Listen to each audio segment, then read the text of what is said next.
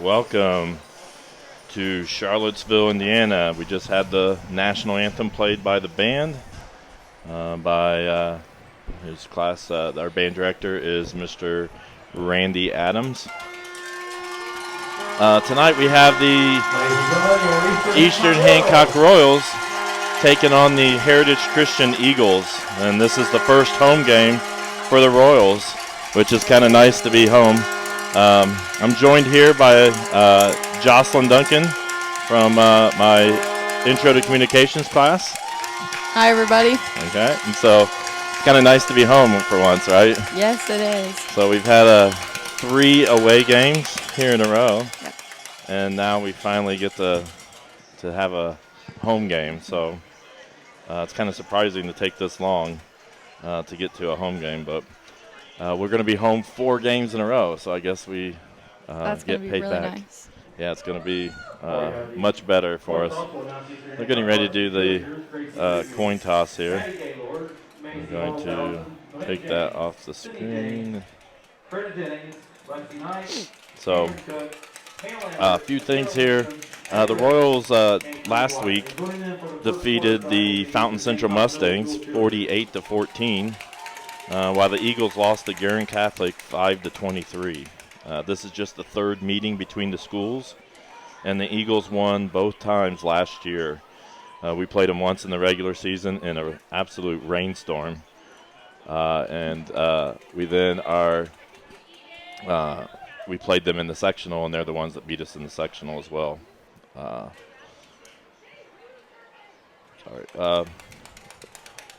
The Royals are 3-0 so far, but truly this is probably the first game where the Royals are going to be tested a little bit. So Heritage Christian's actually ranked number 9 in the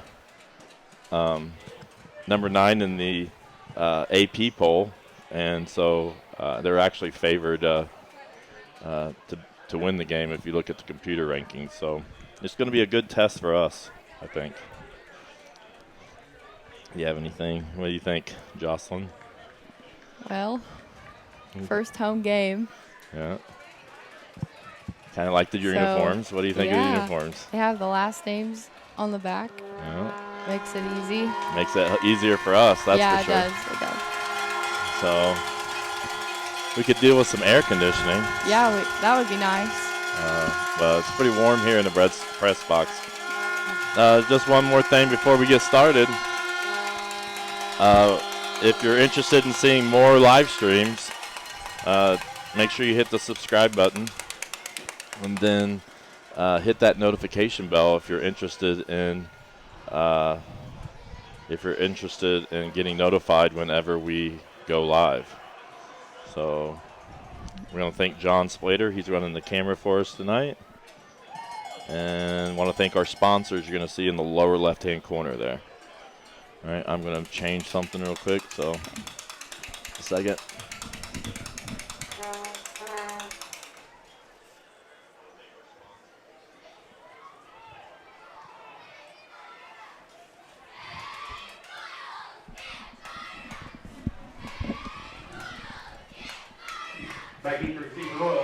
Okay. Looks like the Royals are going to receive first. And back to receive is Cole Rainbow and J.P. Fox.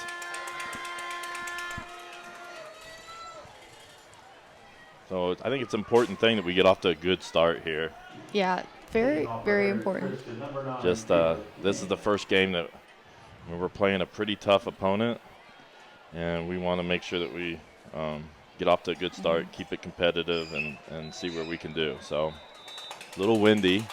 Yeah, hopefully that rain holds off. We did have a patch of rain come through. So we do not have the clock again. So you're going to, we'll try to keep you updated with verbally what time is left on the clock. Yeah. Who gets it? That's a good kick. And JP, then that's going to be a touchback. That was a really good kick. That was a great kick.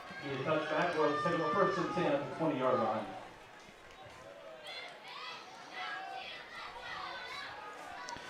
And if you send the chat message, I should be able to get it.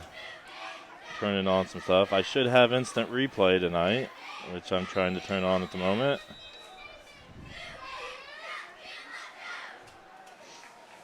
So, looks like the Royals are going to run first. Hand off to Olivo, right up the middle. Olivo with the carry for the Royals, get him about 2 yards and bring up second down and 8. We've seen that a few times in the past games. Right. Olivo's are the runner up the middle. Yep.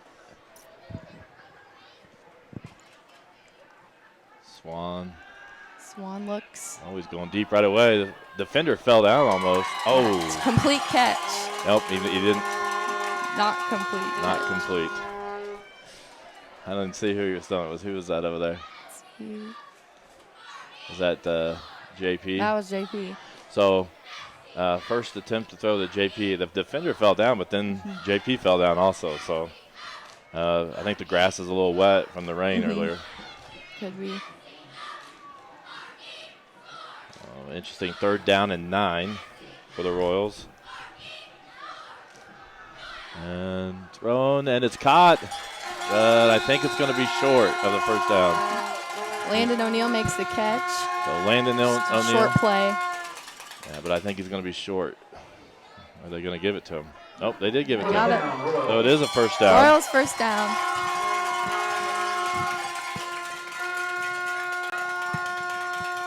And if you hear the horns, we're right next to all the moms. So run up the middle. Is that Olivo again? Tell. Yeah, that'll be Olivo. Olivo stopped for no gain by number 53. So you can see they're trying to run a little bit here. We've been pretty much a pass-first team most of the season so far. Houston Swan with 13 touchdowns so far this year, which leads the state, we believe. Swan looks to throw. Ooh. It's going to be incomplete. Incomplete. I think it was a good thing he got a hand on that. Yeah, 'cause yeah. It looked like Heritage Christian was Wasn't had too a far chance. behind that pass. Yeah, it looked like it might be able to knock it or intercept it.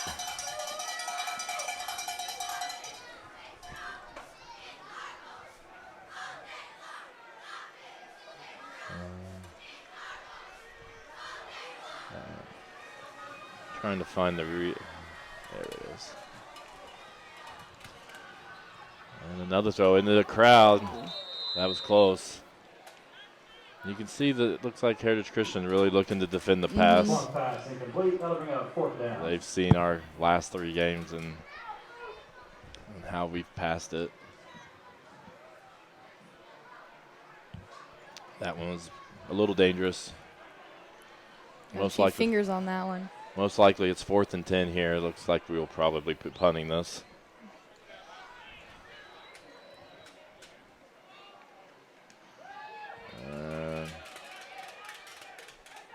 Yeah, that's a nice It's going to run. Yeah. Apparently it went out of bounds. So it's going to be about the 42-yard line.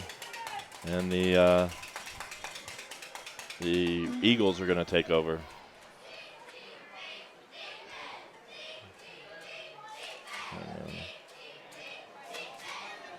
We have a little bit of a break and they change. I just want to say congratulations to our boys tennis team. They were Mid-Eastern Conference champions.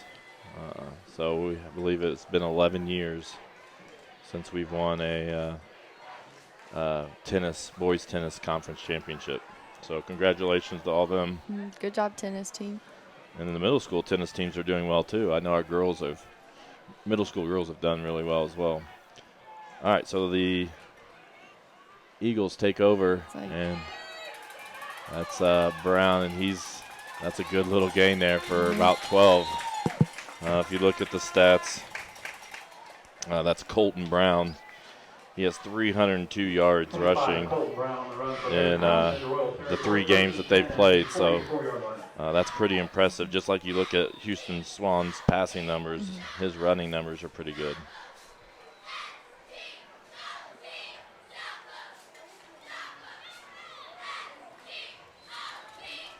So it's going to be first down. And you can bet that we're going to have a focus on trying to stop that run. And they're running off the right side. Who got the tackle there? Landon. 25 Brown, taken down by 25 O'Neal. Second down and 5. Not sure why that.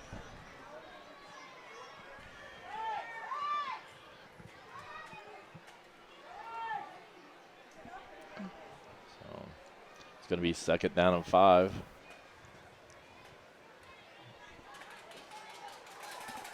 There we go.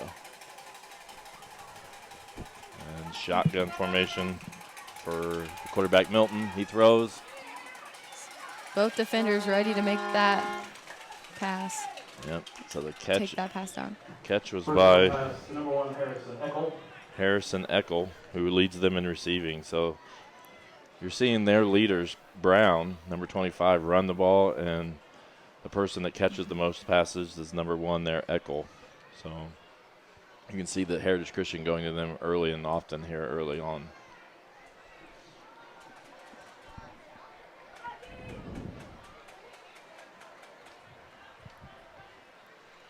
Another pass. Oh, he's on D. Ooh. B. So looks like we had 3 defenders there. 3 defenders. Bringing him down. Nice gain there of another 4 yards. So defense needs to stiffen up here as they're about the 30-yard line now.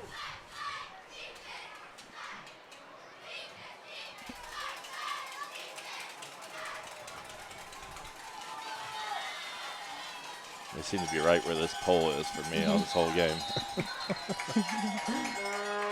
We have some blind spots in the press box where we can't quite see out. Looks like 8 minutes and 20 seconds left on the clock. Here in the first quarter. So penalty there on the Eagles.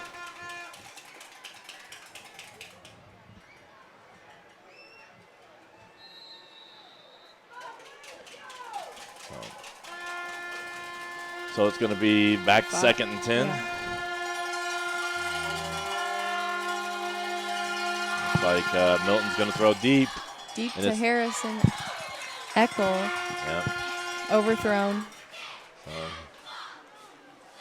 He was kind of open. He was open. Lucky that he overthrew him a little bit. I got to remember, if we ever have a big play, remind me to hit this button.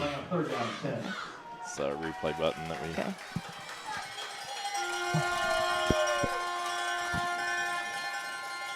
And it's a big play here. 3rd down and 10, a long 10 from the 34-yard line.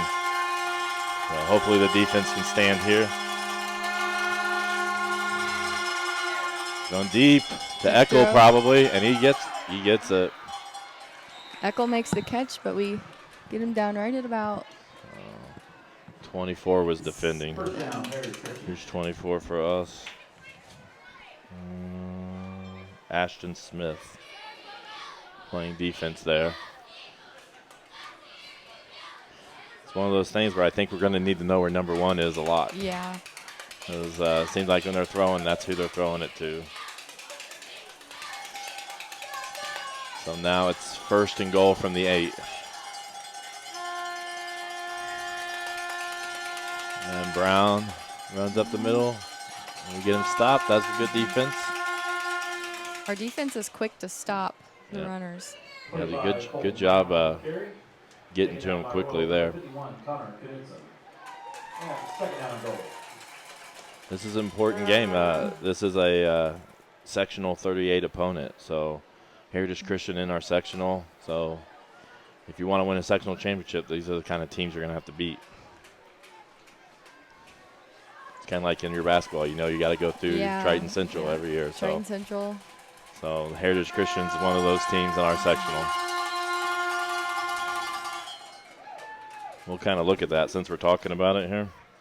So sectional 38 has Cecina in it, which is always a powerhouse.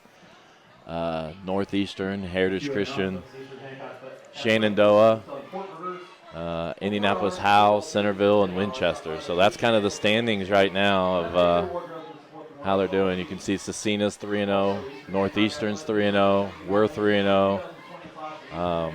So tough sectional there, especially when you look at Cecina and Heritage Christian. Those are always going to be tough matchups.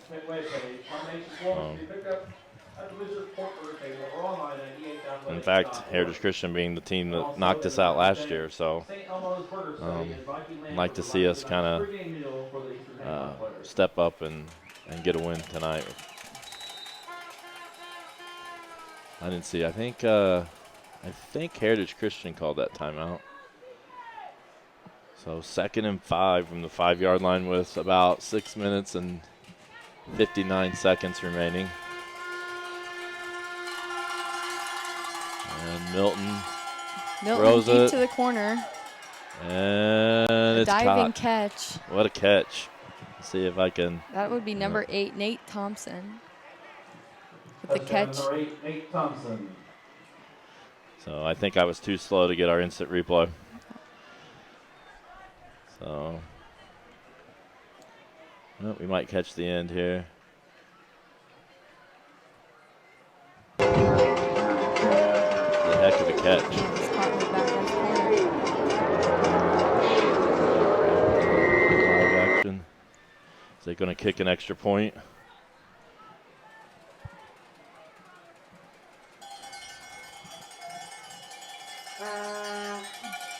Kick is good. Kick is good. So 7-0 here for the Royals, or for Heritage Christian. It's the first time we've not led. Mm-hmm. So it'll be interesting how we respond here.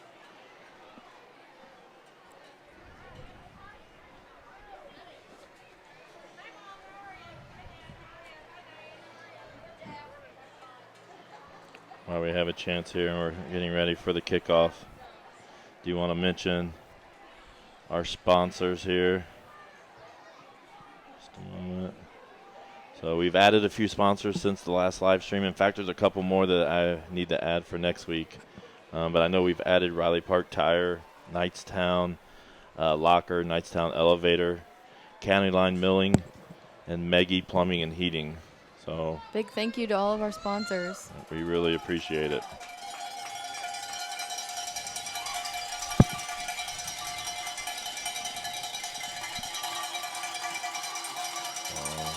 Getting ready for the kickoff. I think we have probably JP Fox and Cole Rainbolt back to receive the kick. Last time he just kicked it in the end zone, and I think once you kick it in the end zone, you can't bring it out. So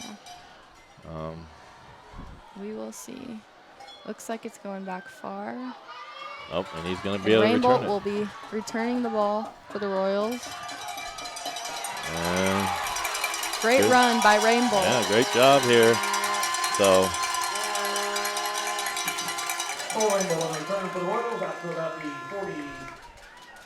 we had a nice little cut here. Nice cut through all the defenders. Nice little cut right there.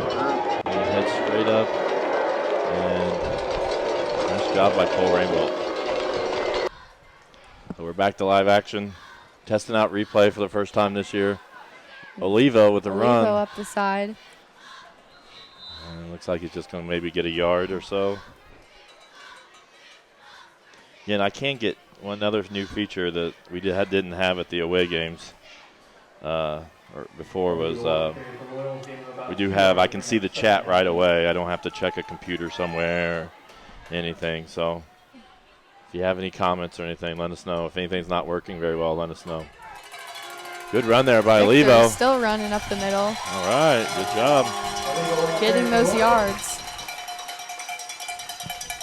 Just to update on the time, we're about 6 minutes and 11 seconds in the first half.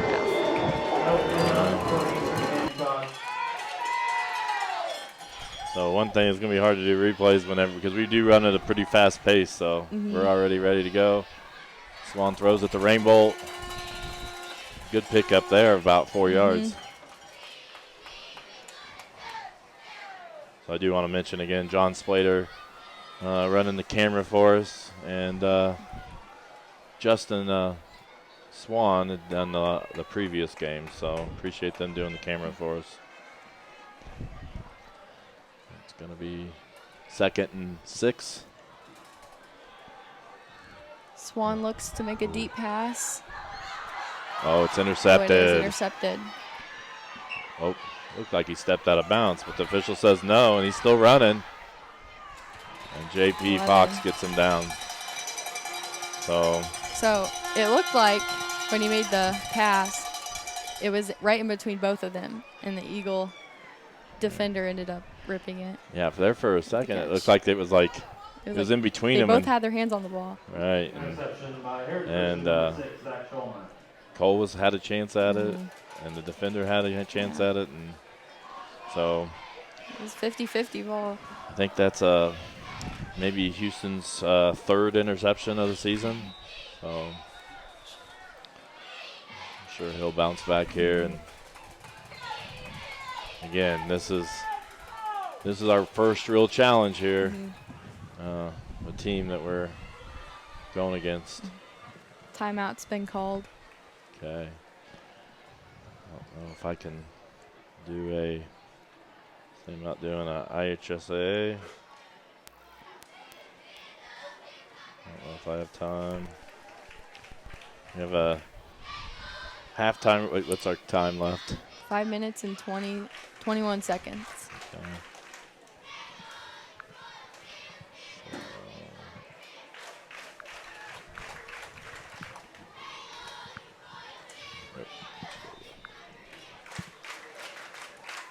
Yeah, I don't think we're going to have time to get a commercial on this time. But we have it ready for next time.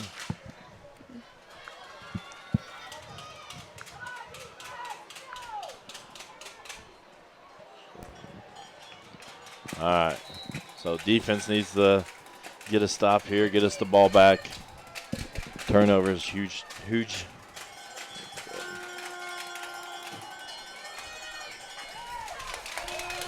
Turnover's already a huge deal in this game.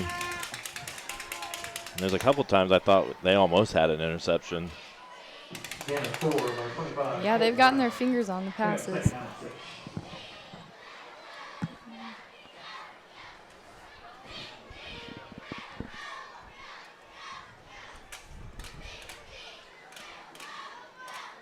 Check to see how many people's been watching. We have a pretty good crowd here tonight, so.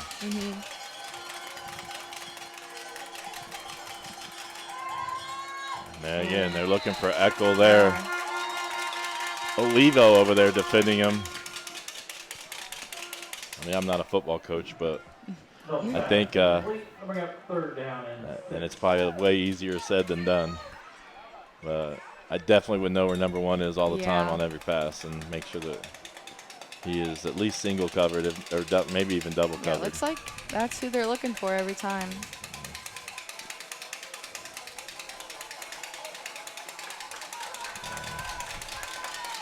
Third and 7, so big play here for both teams. Oh, good pressure.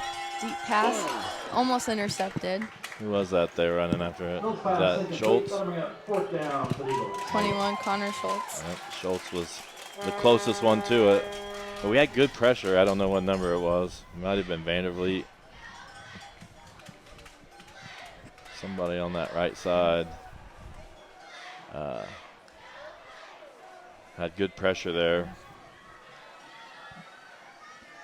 And Coach Armstrong talking to Cole Rainbolt, who's back to return the punt. Tell him to get it just a little bit farther. I think they know this punter must have a pretty good leg here. Cole Rainbolt with an 89-yard touchdown return in the last game, which is a school record. So, punt's going to be high. And get in the end zone. And into the end zone. All right. So a really long punt there if you go by the yardage. We kind of lucked out, I think, that it made it all the way to the end zone. So the Royals going to take over again. We started to have a good drive last time. We moved the ball a little bit. And then we just had the unfortunate turnover. The interception there that turned it over just as we were getting near or past midfield. And Swans in the shotgun. Hand up the middle. Tripped up. Looked like there was a hole there. Looks like he got tripped up. Yeah, just got a piece of him where he couldn't go any farther. We have 2nd down and 7.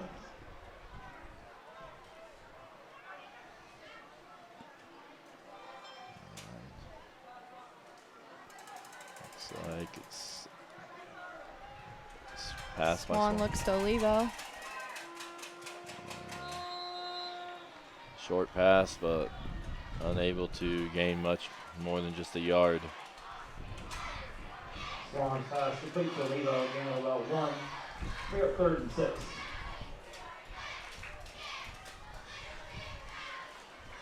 And a big play right here, 3rd down and 6. Need to get a first down here, move the chains, and keep the ball for just a little bit.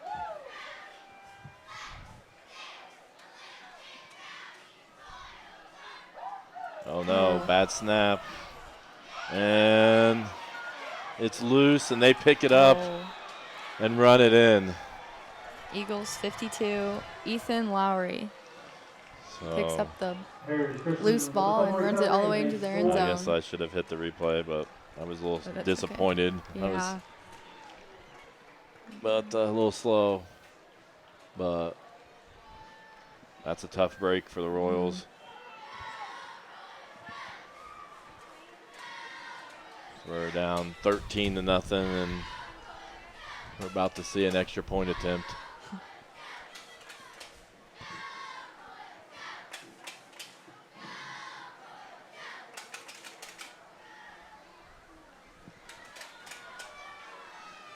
Looks like they're missing a player. Came on late.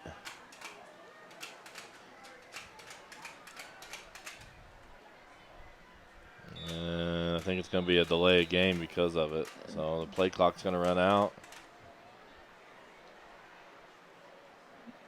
And so they're going to mark off. Is it delay of game? Yeah, delay of game. So they have to have a playoff every 25, 40 seconds or so. And they ran out of time probably because that one player was late coming on. So they're going to be kicking it from 5 yards deeper than normal. But seeing his kickoffs, I don't think that'll be a problem for him most likely.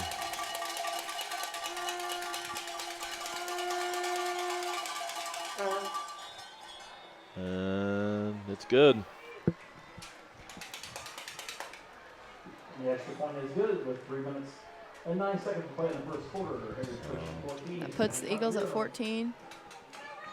14-0, and I think now you're going to have to see a little bit of a sense of urgency from the Royals. Let's see if I can get a 30-second commercial in.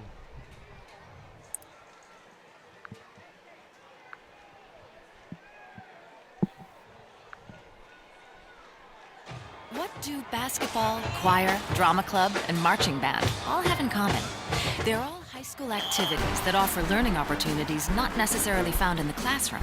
They take up just a fraction of a typical Indiana high school's budget, and they go a long way to giving young people the tools they need to thrive. High school activities, they're more than extracurricular. They're extra important, too. This message presented by the Indiana High School Athletic Association and the Indiana Interscholastic Athletic Administrators Association. Okay, so getting ready for another kickoff. I'm guessing it's going to be JP and Cole again back there to return.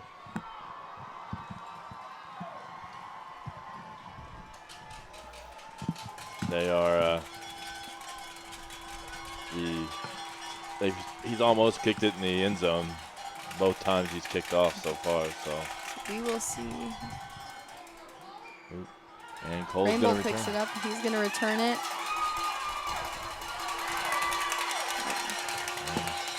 Good little return there out to the 34-yard line. 35-yard line.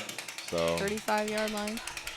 So we're going to be in good field position there. And we just need to string along a few runs here and keep the ball, get some first downs. This Heritage Christian team, by far the best defense that we've seen so far. It's not even really close to this point. Swan looking. Swan to O'Neal. So had some patience there on that one, where he just kind of waited and waited and waited, and had to do something. Yep. Landon got open and good little pass catch. Hopefully that'll get us going here. And it's Friesen with the run, I believe. Friesen with the run. He ran a lot last year. I don't remember him running too much this year, do you? No. I know he ran quite a few times.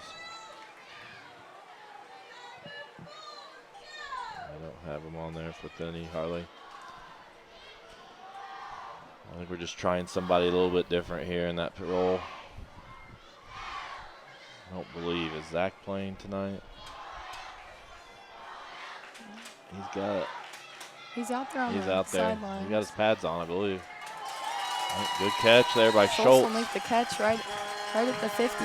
First down pass. Number 21, Connor Schultz. Good pass there. Good pass, good catch. And that's what we need to do. Just string a few good plays here. Don't panic too much here. Don't need to get it all back in one play.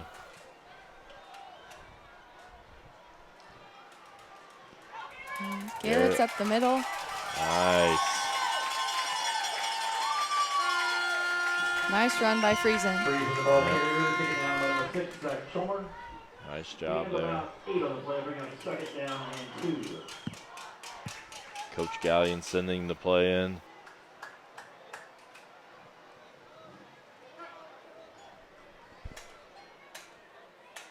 Minute 22 in the quarter. Friesen again. Look like Gets caught in some traffic. look almost like the same play. Yeah. Almost. I don't know if it was or not. Friesen Going to be a first down. And that's a little bit of a flashback to last year. So we did a lot of that kind of stuff last year. Grinding it up the middle.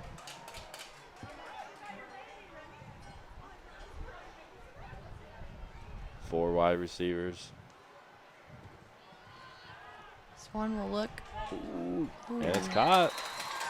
Looked like it would. I was afraid like there for a moment it was yeah. going to get intercepted, Yeah. but from our angle, It was low ball. it's complete. And so Royals continue to have some successful plays here. 2nd and 4 or so.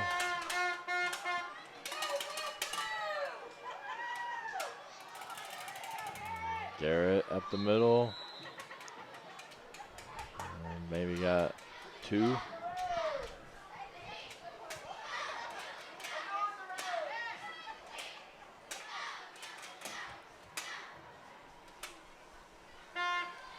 think we're going to let their clock run out here. So it's going to be 3rd down and 4 as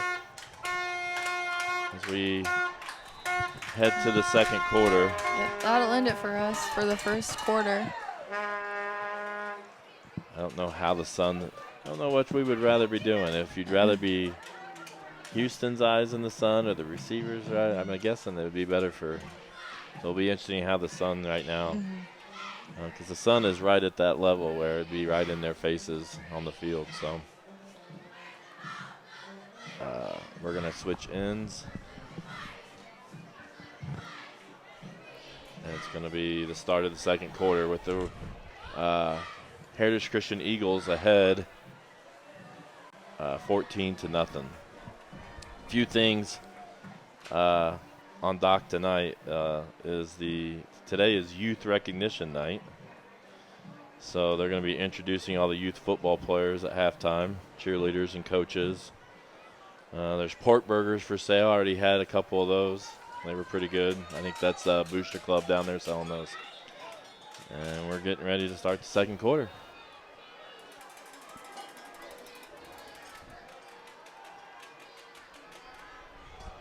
Ooh, JP with the catch.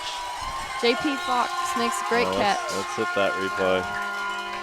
So I don't know if we'll get to it, but we'll try. So the ball gets deflected.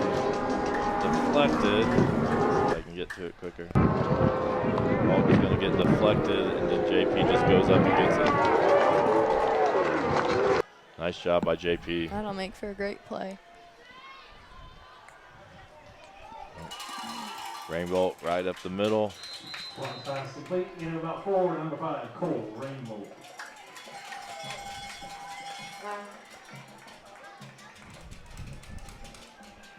It's going to be 2nd and 6, ball on the 27. So our best drive so far.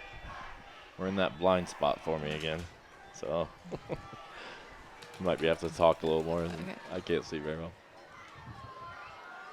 So Swan looks to throw deep. And it is caught in the back of the end zone. Now we need you to do it all the time. Every time you call, it's a touchdown. JP Fox with the catch for the touchdown. All right. Great play. See if we can get this. I tried to hit the replay button. We'll see. We're probably lining up for the 2-point conversion. Or I heard we tried some extra points practice. So here's the pass. JP gets behind the defense and makes the catch. So great job. And are we trying an extra point? No, we're going for 2. Going for 2.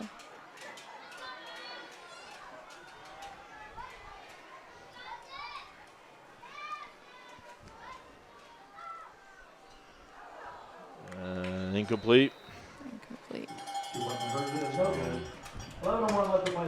Royals get their first touchdown of the game. Yeah, much needed first down. Much needed, yes. It was one of those where we're like starting to get a little bit concerned.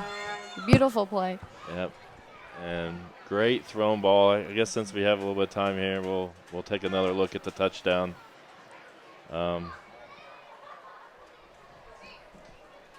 I can get it up here. I'm learning the instant replay feature here. So you can see Houston makes a nice well-thrown pass. JP just gets behind the defender just a little bit, not real wide open. And he pulls it in. Great job. So a little bit of life for the Royals now with That's what we needed. 6-14. And I'm going to give it, Jocelyn did all the announcing on that one, so that's why. She was the lucky charm on that one. And it's going to be a touchback. Great punt. Was that JP that kicked it? Yeah. So JP kicking for us as well now. So adds a different, I'm not sure if he kicked last week or not. Or if Olivo kicked. Oh, we have a chat. Yeah, Amanda Garrison making random replays, trying to help out with replays. I hope they're good. Hope you like them. So, Mr. Gallion's way better at doing replay stuff than I am. I've never had it on my mind before. So the Eagles take over 6-14.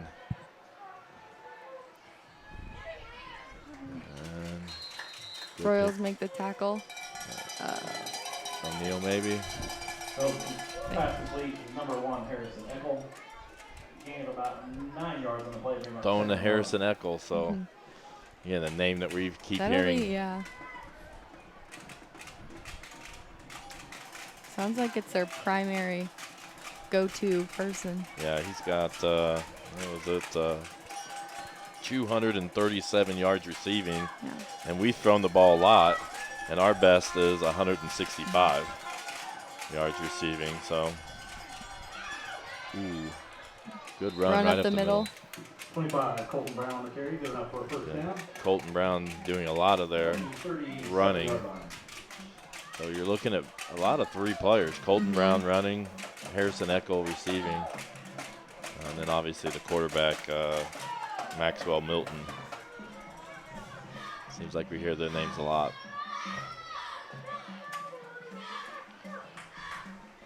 We got first down and 10 for the Eagles.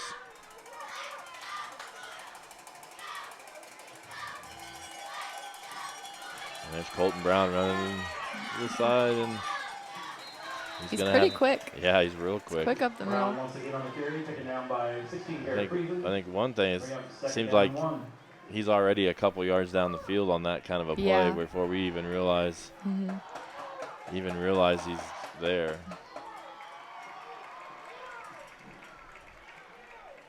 I'm sure that's going to be something they're going to be talking about at halftime.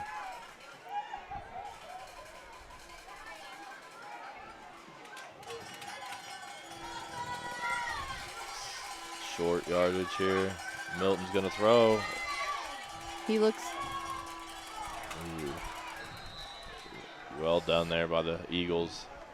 Number 8. Nate Thompson in Eastern Hancock territory at the 41-yard line. Nate Thompson with the catch. Yep.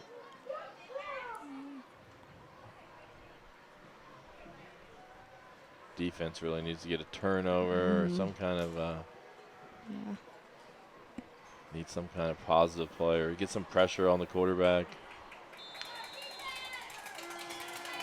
It looks like we're going to call timeout. So Coach Armstrong calls timeout. I'm going to talk about our defense here real quick. And I don't know if this is updated or not, but this may be in our West Dell.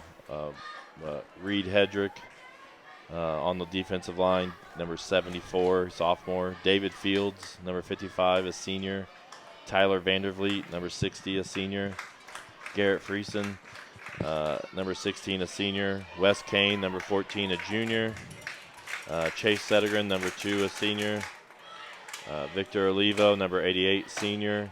Number 7, Caden Sotelo, junior. Number 21, Connor Schultz, a senior. Number 8, Tyler Spear, junior. And number 5, Cole Rainbolt, sophomore.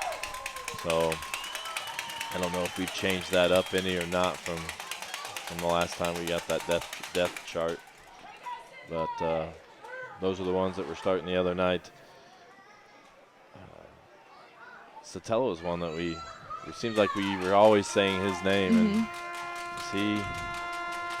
Looks like he's injured on the sideline. Oh no, I guess that might be why. Did he do that tonight? Maybe it looks like. Because he's got his football pants on. I think he came tonight. So injured. Hopefully nothing serious because he has been his player of the game. Yeah. And he's been injured in a lot of seasons. I can remember him having lots of broken collarbones and things. So hopefully nothing too serious. But definitely a loss. He was our leading receiver, and it seemed like on defense we were always calling his name as well. So I'm sure trainer Jenna's doing some good work down there.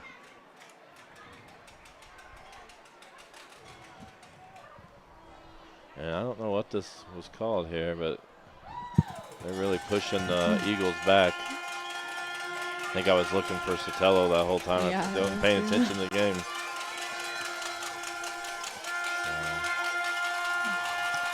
Here we are. It's going to be first and long.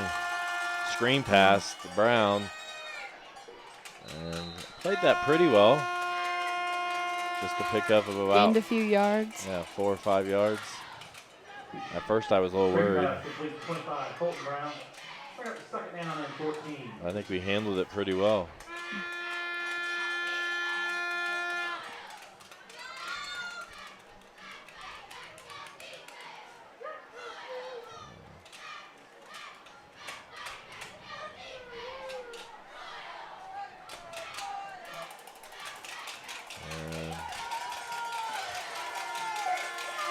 Going to be second and 14 from the 44. Oh, that's got to be a false start. Oh, yeah. So number 25, Colton Brown moves. And that's going to push him back even more. Basically, that 5 yards they got on the screen pass is now gone. Exactly 8 minutes left in the half.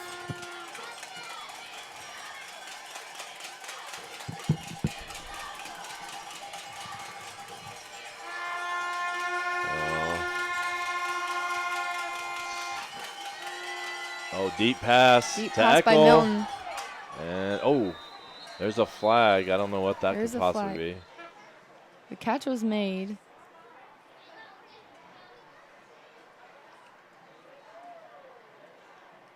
I'm going to guess it's probably pass interference on the Royals, and they'll just decline it and take the catch. Yep. Pass interference on the Royals. That's exactly what they're doing. And it was caught anyways, so really a great throw and catch. That was impressive. I thought we were in pretty good defensive position. Pass interference against the Royals. Penalty is declined. It'll be first and 10 at the 25-yard line. So first and 10 from the 25 with 7:35 remaining in the second quarter. Brown off the right side, and he's loose. He may get in. There's a penalty flag. He's going to get in for the touchdown, but there is a penalty flag back at about the 18-yard line. There's a flag on the play. So one of the players picked up the penalty flag, which is, no, don't do that. It was a hold against Heritage Christian, so that's going to push them back and negate the touchdown. Good run by Brown, though. Yeah, that was a great run.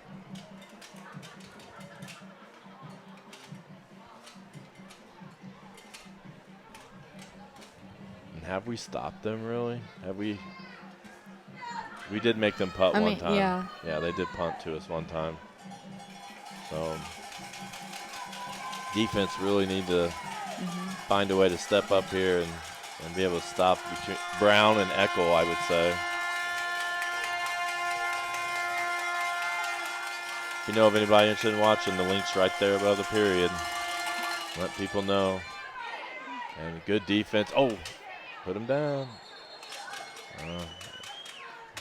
Looked like he was trying to strip the ball. He was trying to strip the ball.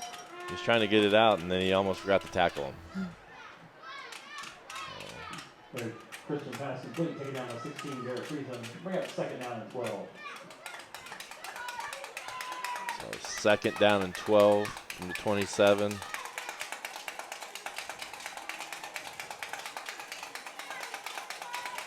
Mom's got a new noisemaker, the clapper now. Oh. I think they go back to the horn. Oh, and gotta get him down, get him down, get him down. Oh, it's gonna be close. Just short, it looks like. Pass complete to number 1 here with the nickel. Bring up third down and about 1. At this time, all he's been really, really impressive. Yeah, he has. Lots of impressive catches. youth players to the east end zone. Do you want to mention we do have a halftime report that my yes. intro to communications class put together this week? Yeah, stay tuned for that. I think it's one of our best ones, if not our best. Yeah, we've really put some time into this one. Make sure you stay for that, and we'll talk more about halftime in a moment. I think he's going to get a first down. About a 3-yard gain. So we have that coming up at halftime, and then we have a few commercials that we didn't create, but they'll be playing. And then we have a Commissioner's Corner from the IHSAA video that'll play, talking about things going on in the IHSAA. So stick around for halftime for that. And then we have Youth Recognition Night going on here. So do you want to talk about next week? Next week's Schultz Strong. So I know they sold some green T-shirts for people to wear. Yeah, if you're coming to the game, I guess they're saying wear some green for Schultz. Yeah, wear some green, and then I think they're going to have donation buckets going through the stands for Eastern Hancock stands and in the Knightstown stands. I mean, our two schools being so close, they're very they understand and they know Coach Schultz just as much, you know. So that's going to be next week in the Knightstown game.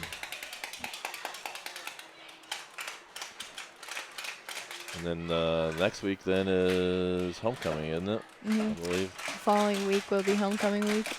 And then the week after that will be senior night. And then we're away game. We've got 2 away games to end with. So these 4 home games in a row is going to make things go pretty quick. I didn't see who called that timeout, but it's 1st and 10 from the 13-yard line with about 5 minutes and 48 seconds remaining. Pass. Ooh, Olivo tried to get a hand on it. I think there was a miscommunication.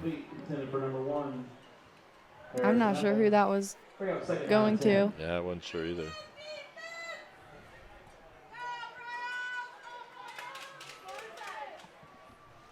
Olivo, I think, was the closest one to it. So it's 2nd and 10 from the 13. I mean, I think you need to hold them to a field goal attempt or something here. So still a close game heading into halftime.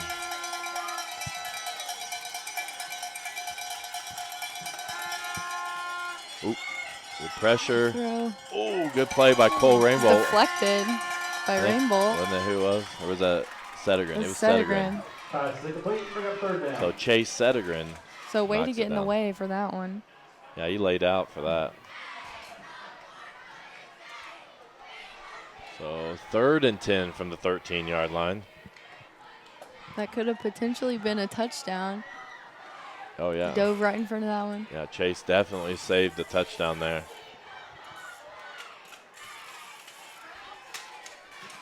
So big play here, 3rd and 10. Royals need a stop.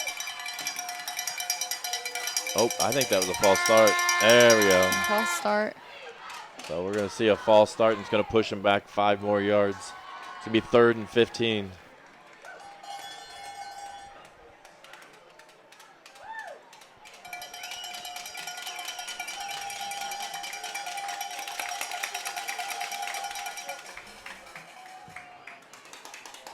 Okay, defense really needs to make a play here, get a stop.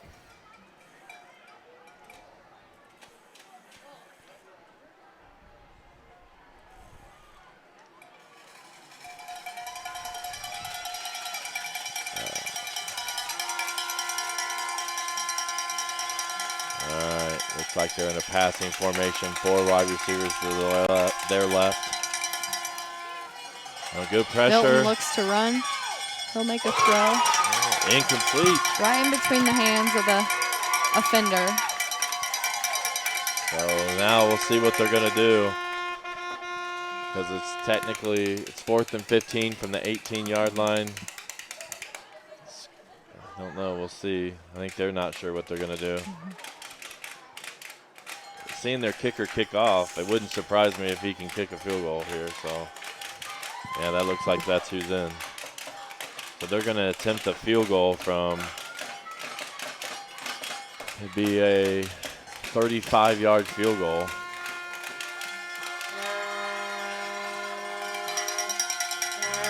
Kick is up. And it is good. 35-yard field goal good by Caleb King. So the Eagles extend their lead to 17-6. 5 minutes and 25 seconds remaining here in the second quarter until halftime.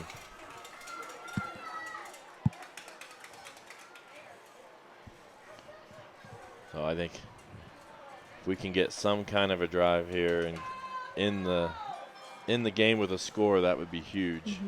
Tie up the game somehow. We need to get at least going a little bit closer, and we get the ball the second half. So give us an opportunity to. Here as well. All proceeds, 20% of all proceeds tonight go to the junior class for prom. While we're waiting for kickoff, I want to thank those sponsors. So in the lower left-hand corner, you see the sponsors' logos rotating through. So appreciate them.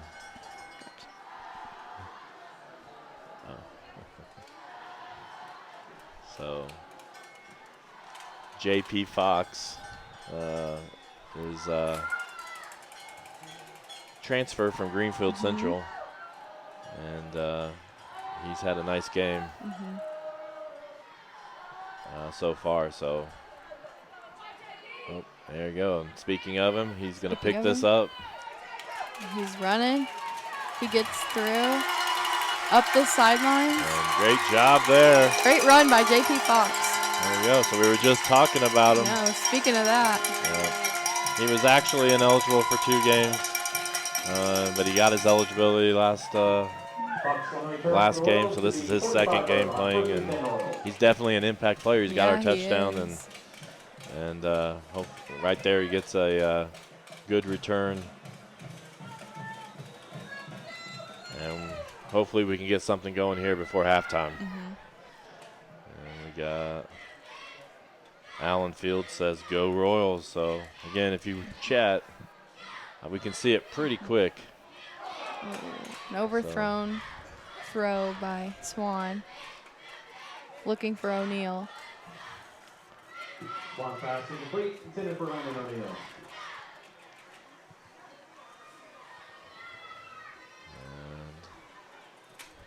Clock is 5 minutes and 12 seconds.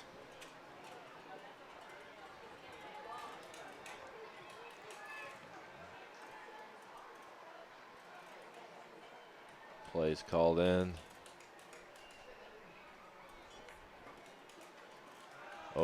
Olivo. A little reverse play.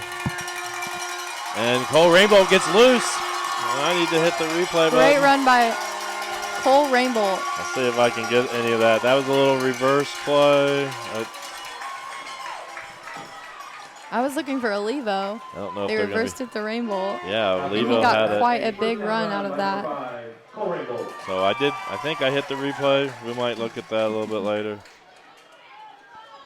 when we have time. Fumble. And he just kind of throws it away after fumbling. And the flag comes out for intentional grounding.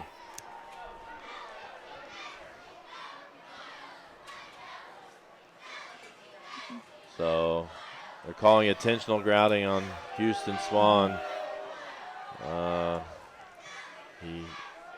We fumbled the snap. He picked it up and he tried to just throw it away, but I think it had to get past where the ball was originally. If he would have thrown it past where the ball was originally, I think he would have been okay, or there had to be a receiver near that ball. And so that's going to push him back. Was that 5-yard penalty? I'm not sure how many yards.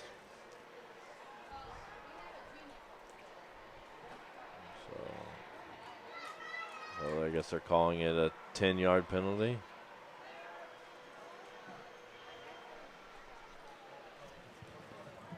Oh. All right, maybe not. That's a really long penalty. Maybe back far. It might be from the spot where he threw it from.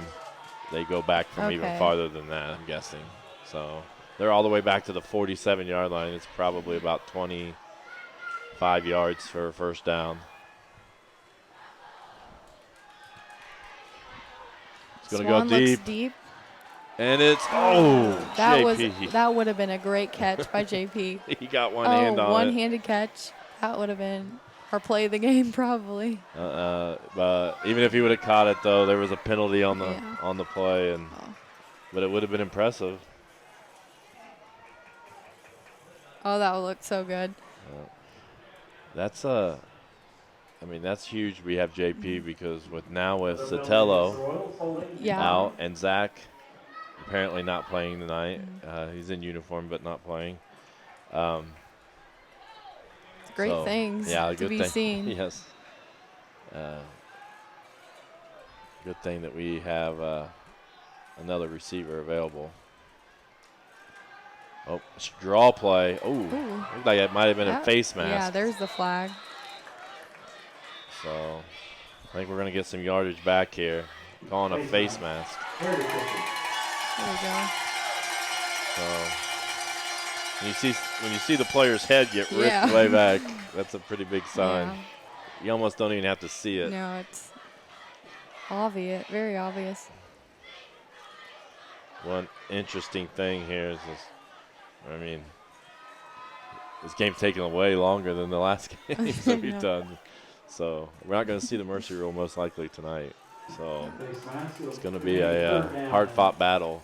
4 minutes and 35 seconds remaining.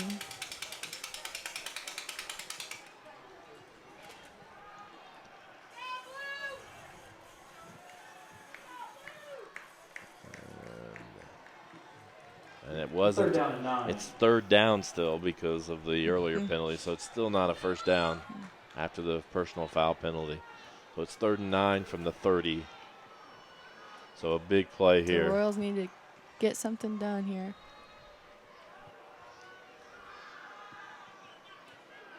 And Swan rolls out, throws a short pass to Levo. Few yards gained. So it's going to be 4th down and about 6. I'm going to assume that they're going to go for it. So most likely here, they're trying to score here before the end of the half.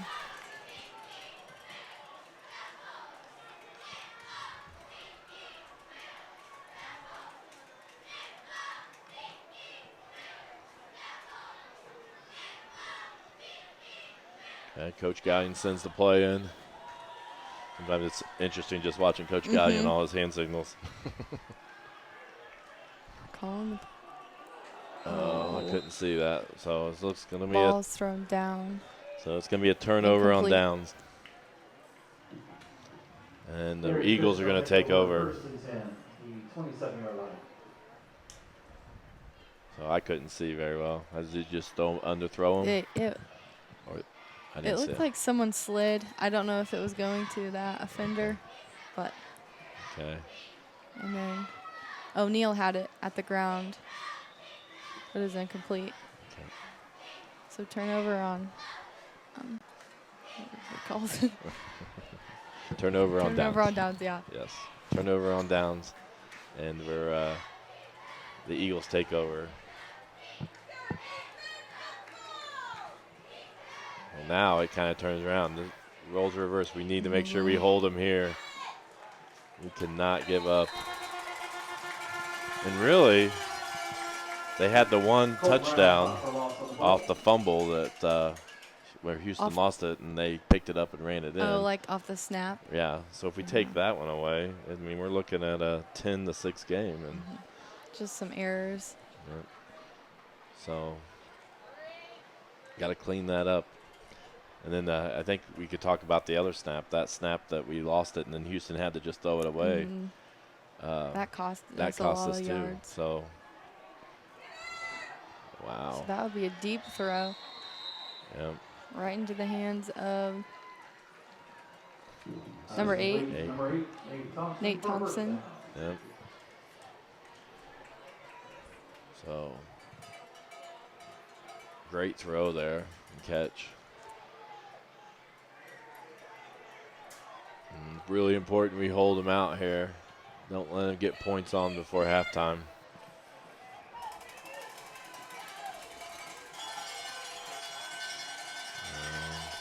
Brown's going to run at his side. And he's going to get a first down. Or close to it, maybe just short.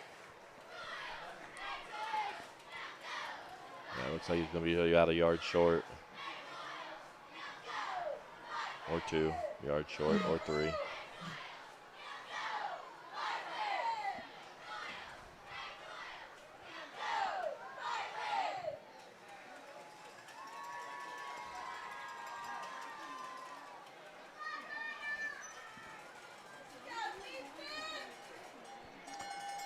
And 2:22 remaining until halftime. Milton looks to throw. Picked off by Campbell Rainbolt. And great job there. Rainbolt intercepts the pass. I don't know if I got Excitement in the stands, that's for sure. I don't know if I got that or not. Rainbolt scoped out the pass and made the interception. I don't feel like my replays are saving anymore. Yeah, maybe here. We'll look at replays maybe after at halftime. But there's 2 minutes and 11 seconds remaining. Royals get the ball back. Oliva runs it up the sideline. So Cole Rainbolt did a great job there jumping in front of that pass. I was trying to see if we had interception numbers, but I don't think we do. Nope, just tackles and sacks. I know he has a couple interceptions, I believe, now.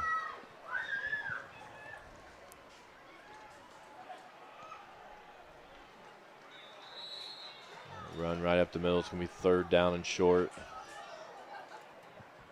That's the play we needed there, though. Cole's provided there. That turnover. Give us some life.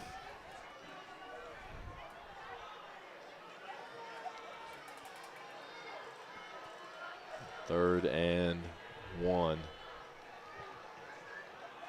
Oh, Cole's going to run off the right side. He's going to get a first down and more. Stiff arm and out of bounds at the 40-yard line. So 1:10 remaining.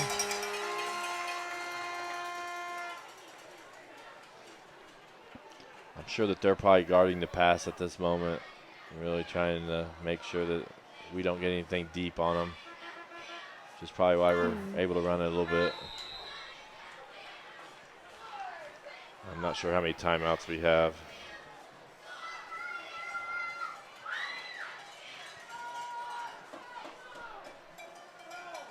We're at 53 seconds on the clock, counting down.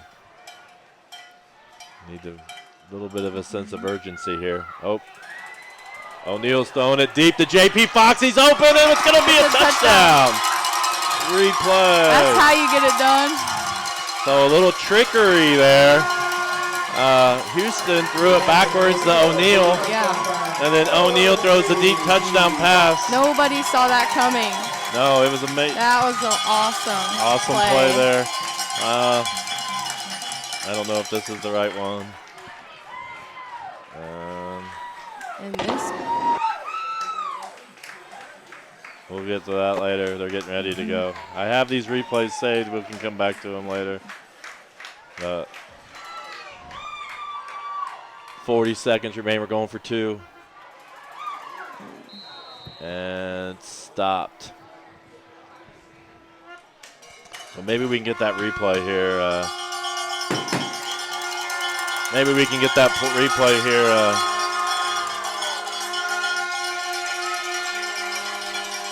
As we're waiting for the kickoff. So here's the replay.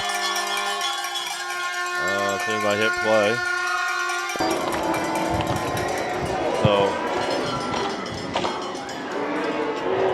Anderson takes the snap. And he throws it backwards to O'Neal. And then he looks deep, and they fell for it Fox all the way. wide open. Yeah, JP got behind him and scored a touchdown, and that's JP's second touchdown. And that closes the gap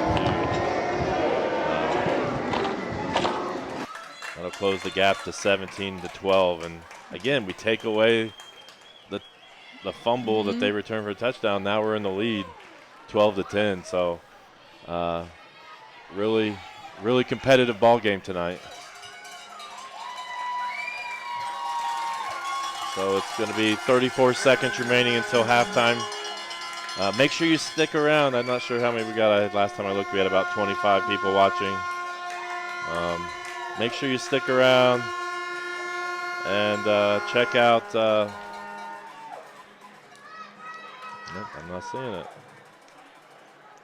So make sure you stick around. Check out the halftime show and reports.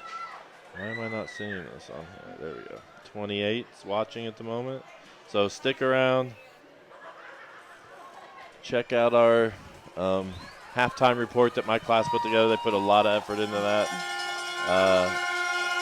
this week.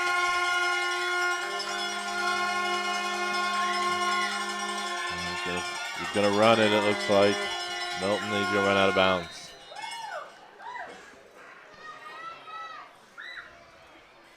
Nice thing about getting that score. If we can hold here before going into halftime, we get the ball back and start the second half. So kind of that play was so big for the Royals. Right.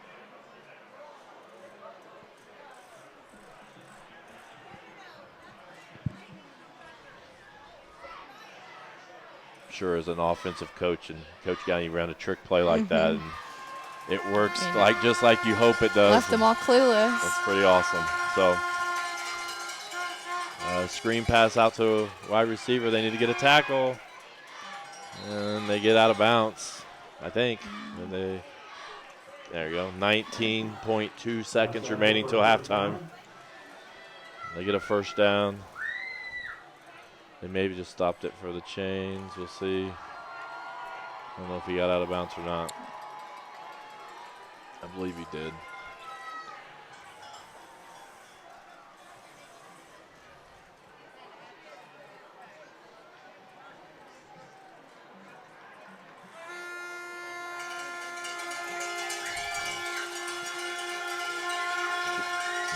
First and 10, 19.2 seconds remaining till halftime. Oh, good. Ooh! I think their quarterback nearly just tossed it. And I don't know whose hands it went in, but. Almost a sack, so Milton throws it away. Yeah, almost a sack, and then he almost threw it to one of our players. And I think he could have kept running. Yeah. So, almost a huge play right there for the Royals. 13.7 seconds remaining in the second quarter. Try to keep track of the time for you verbally.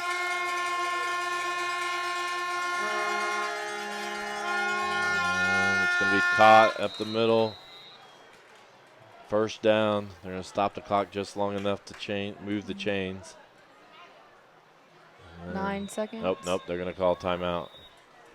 So I'm not sure how many timeouts each team has at this point. I'm not sure. 9.5 seconds remaining.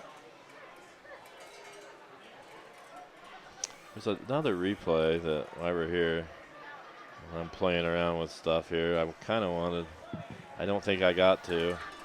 Oh, I think it might have been Cole's interception here. So I believe this is Ringgold's interception. He steps right in front of the receiver here. Good job there.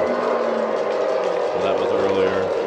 Kind of got us the ball back. And then the big play here. Swan to O'Neal to Fox. Swan to O'Neal to Fox. We're getting ready to go back live here. So after the timeout, touchdown there. So we're going to go back to live action. 9.5 seconds remaining. Oh, it's a backwards. It's kind of the same play. That's going to be a deep throw. And what are they calling? Yeah, I don't see anything. They're trying to talk. They haven't.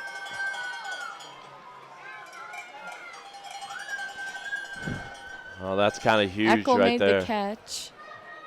I think But we Rainbow was don't trying know to if- push him out of bounds so he would fall out of Yeah. bounds.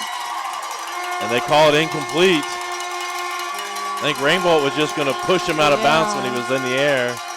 And then the officials were trying to decide if he got a foot down or not. But if he catches that, they can kick a field goal here, and that would have been a huge play. So almost the same play that we scored on just a moment ago. So a similar type pass.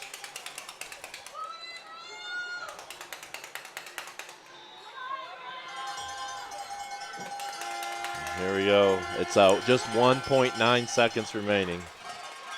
Not much time to really do anything. Our defenders are way back here. They're trying to keep everything in front of them. If there's a deep pass, they're probably just going to knock it down, hopefully.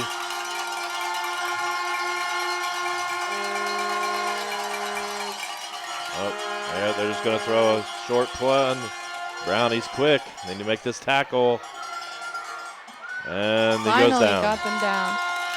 So that's going to be halftime.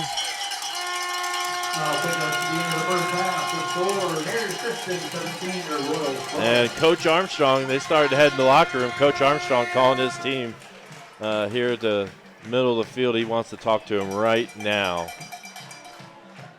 He wants to talk to his team right now here in the middle of the field before they get to that locker room. So lots of big plays by the Royals. Right, it's been awesome. Yeah, it's been a really exciting first half. A little worried at first there, the way things were turning.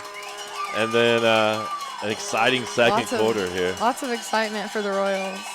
So as we get ready here, we're going to, I don't really have my stuff set up like I should, but we're going to show our my Intro to Communications class. Oops, I just hit it. Let me stop that real quick. I wasn't ready to show that yet. Just give me a little preview. So we are going to show halftime report. At this time, we are going to announce all our youth football players and cheerleaders. Hope my class worked really hard on it this week. Probably, I think, our best one. So appreciate it if you watch it. And if you know any of these students in class or know them that's in this class, make sure you tell them what a nice job they're doing and that you appreciate it. So here we go. Here's the halftime report for this week. May Tony and Maggie Young.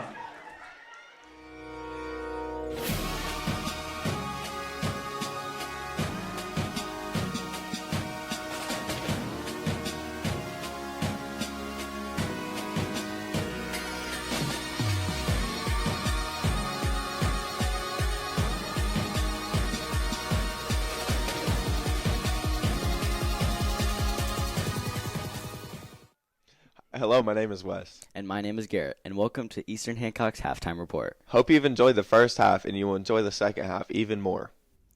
In boys tennis news, the team won the MEC Conference Championship this past Saturday, which is our first championship in 11 years. We had 3 conference champions, Cody Huff in singles, Sammy Blocker and Bryce Winnan in doubles, and they also won against Southwestern Wednesday night. Be sure to watch out for them at County tomorrow at 9 a.m. Also, girls middle school tennis is a perfect 4-0 on the year. On Tuesday in our varsity volleyball, they won against Union Modoc with a score of 3-0. The JV also won 2-0. The next home event is Monday against Randolph Southern. This Saturday, the middle school will host county volleyball for 7th and 8th grade. In high school girls golf, the girls won Tuesday in a 4-way meet. Haley Cavaletto led the way with a score of 49. Next match is Monday against Oldenburg. The boys cross-country team came 4th out of 12 in the 5,000-meter run. Individuals include Daniel Campbell and Nick Edwards, a respected 4th and 7th out of 90. Their next event will be this Saturday at the Randolph Southern Invite. Middle school will also be at the Randolph Southern event on Saturday. Big congratulations to Houston Swan, who currently leads the state in passing touchdowns. Also, our JV team is now standing at a perfect 2-0. Next game will be Monday against Indiana Cardinal Ritter. The next middle school game will be this Thursday against Triton Central. Be sure to check out the Royal Rumble tomorrow at 10 a.m. in the high school gym. Workouts have started for softball and baseball, 3:30 to 5:30 for softball, and 4:30 to 6:30 for baseball. That's all we have for sports this week. Now we'll take you over to Katie and Laney for school news. Thanks, Garrett and Wes. I'm Lainey. And I'm Katie, and we're here to give you the inside scoop on what's happening. That's right. We're already halfway through the first 9 weeks. Can you believe it? Time flies when you've got loads of homework. In other news, Mrs. Wallace, one of our very own English teachers, was recognized at an Indians game for being Teacher of the Year. In Drama Club, they've set the dates for their auditions for The Little Mermaid. They'll be next Monday and Tuesday, September 16th and 17th, starting at 5. You only have to attend one night, so come be part of their world. Next week, we will have our Schultz Strong Awareness Week to raise donations and more awareness for lymphoma and the Schultz family. They've already sold t-shirts, and they'll be hosting a cancer walk for students at the end of the day on Friday. FFA will be hosting their annual hog roast on Friday, September 20th from 5 to 7 before the Knightstown home football game. Tickets are $7 in advance, so make sure you see an FFA member for tickets. Also at the Knightstown home game, the cheer block theme will be whiteout, but make sure to wear a little something green to support Coach Schultz. Homecoming is in 2 weeks, and our theme is Disney villains.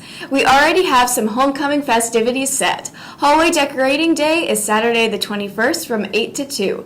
If you are interested in helping, contact your class president. We've also already set the dates for Sledgehammer and Powder Puff. Sledgehammer will be Monday, September 23rd, and Powder Puff will be Tuesday, the 24th.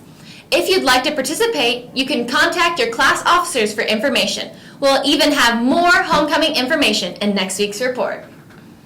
This is Eastern Hancock's Introduction to Communications class, and thank you for watching. We'll take you back to the field for the second half after a brief thank you to our sponsors. Go Royals!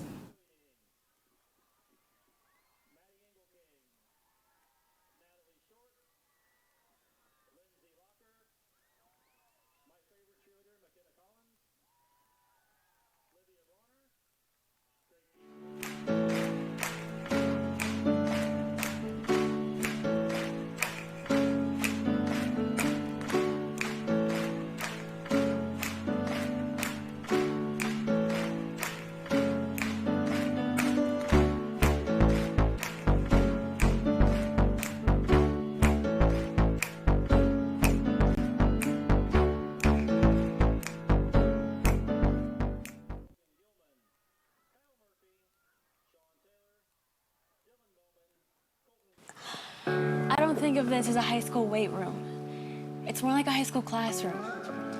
I'm learning how to manage my time here. I'm learning that it's important to have goals and that it takes persistence and commitment to reach them. And I'm learning that the best way to lead is by example. Indiana High School Sports.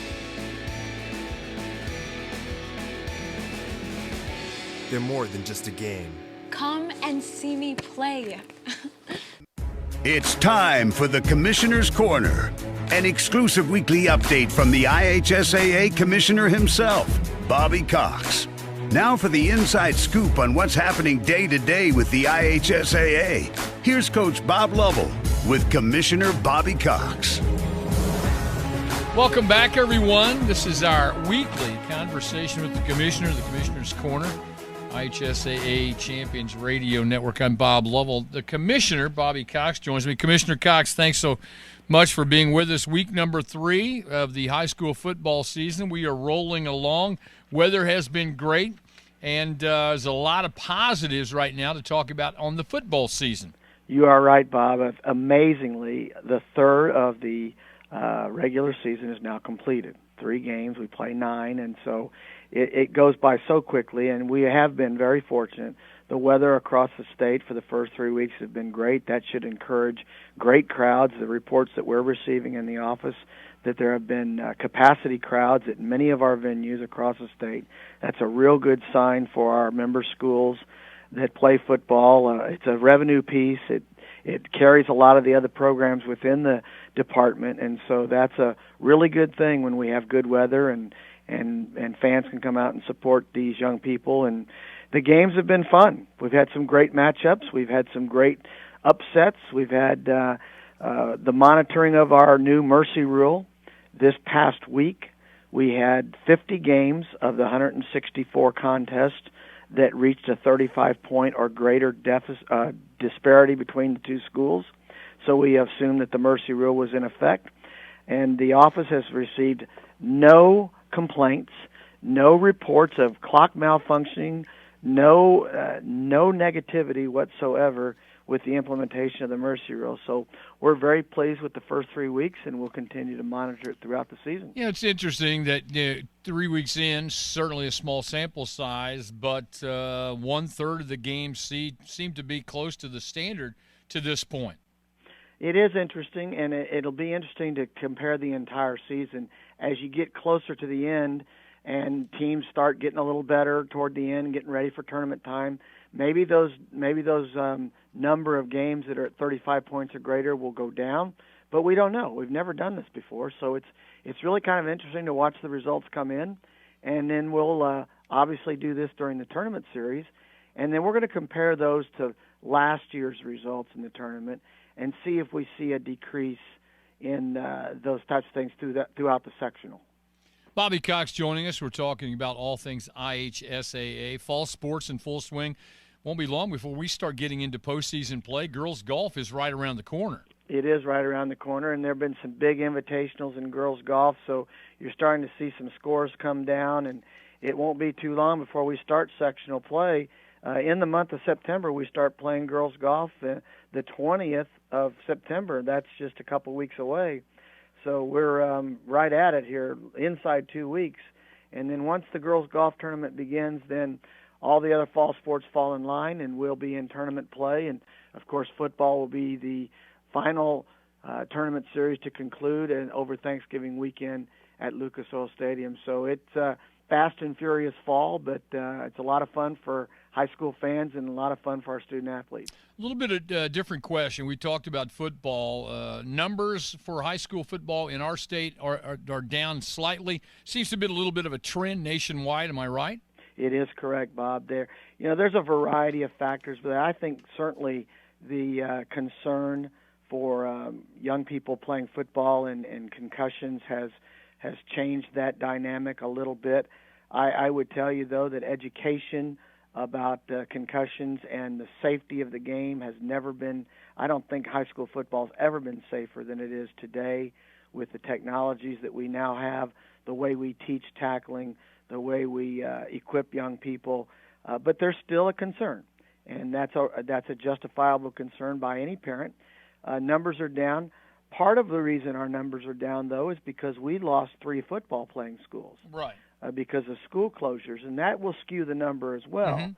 So I think you've got to also not only look at it globally like we're trying to look at it, but also need to look at it a little more locally and see, are we comparing apples to apples? Do we have the same exact number of football playing schools from one year to the next? And then let's see what our numbers look like, because this year we have 3 less football playing schools than we did the year before. He's the commissioner of the IHSAA, Bobby Cox. This is our weekly conversation about all things IHSAA related. Commissioner, have a great weekend. Let's hope the weather holds off again for some fun sports throughout the weekend around the state. Me too, Bob. Thanks a lot. Want to know what I like best about playing basketball for my high school? I like it because it's a place where my friends get to see me play. I like it because I'm playing for someone besides myself. I'm playing for everybody in my school and every person in my community. Indiana high school sports.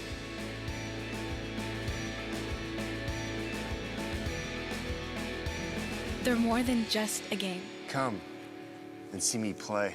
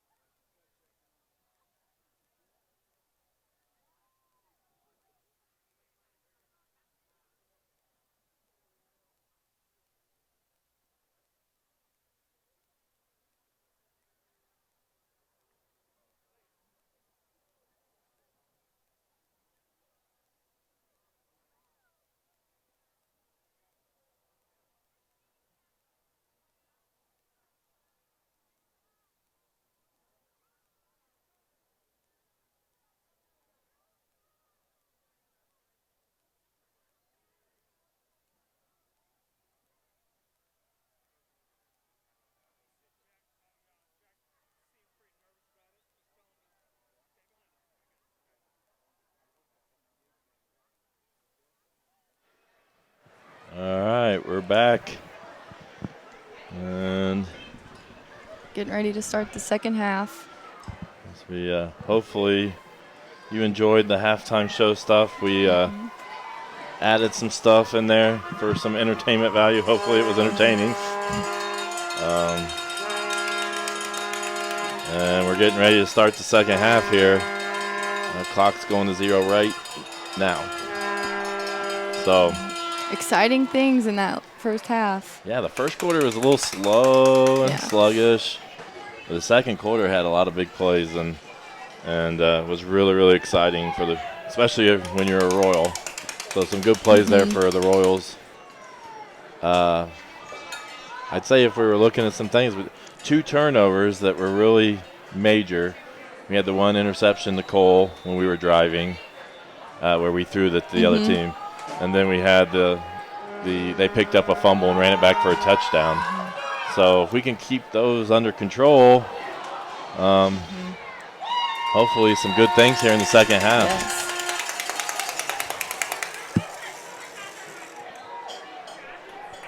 While we're waiting for the plays here, a few things going on tomorrow. We have middle school and high school cross country at Randolph Southern. Boys tennis and the Hancock County meet at New Pal. Middle school tennis is at the Shenandoah Invite. Middle school volleyball is in the county tournament, and that's hosted here at Eastern Hancock. And then the big Royal Rumble cheerleading competition that we created, actually a video for that in my class, is at Eastern Hancock tomorrow. So it's going to be a busy day on campus. And looks like Brown's going to get a carry to start, and he gets good little run there. So defensively, we gotta stop those kind of plays right there. That's the example of the plays we got to get under control. So I mean, a few players stuck out as we were in the first half was that Eckel and Brown, and then there was another number 8. What was it, Thompson or Thompson? And then 25, the one who's always running up the middle. So definitely people we need to key to get stopped. Yep. And he's loose. He might go. And he is going. Oh no, Cole gets him. So gets him short of the end zone. So that was close. I'm gonna check. Here, you do this. I'm gonna check something on the computer.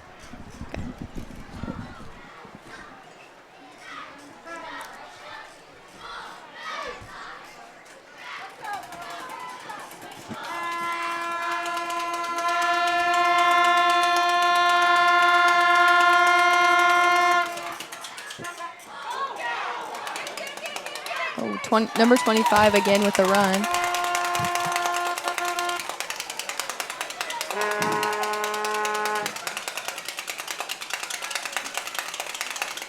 Colton Brown taken down by Chase Settergren. Tackle by Chase Settergren.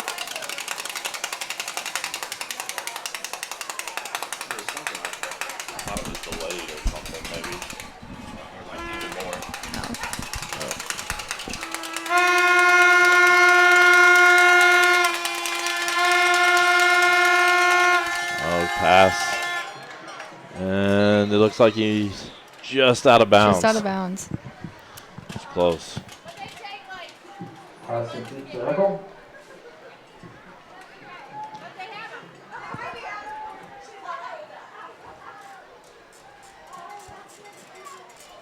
So it's going to be 3rd and 10. We got 3rd down and 1.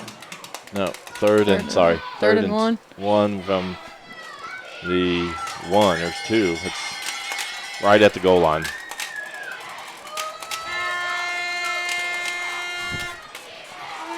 Hopefully our defense can stand strong here.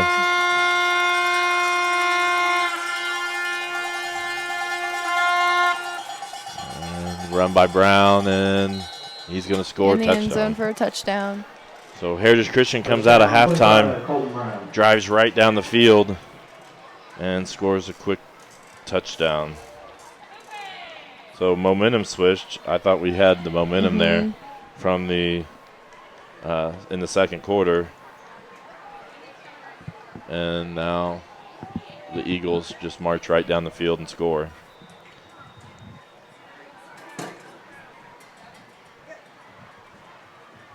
Their kicker, number 9, had a pretty good night so far. Caleb King. He's made all of his extra points and made a 35-yard field goal. Very good kicker.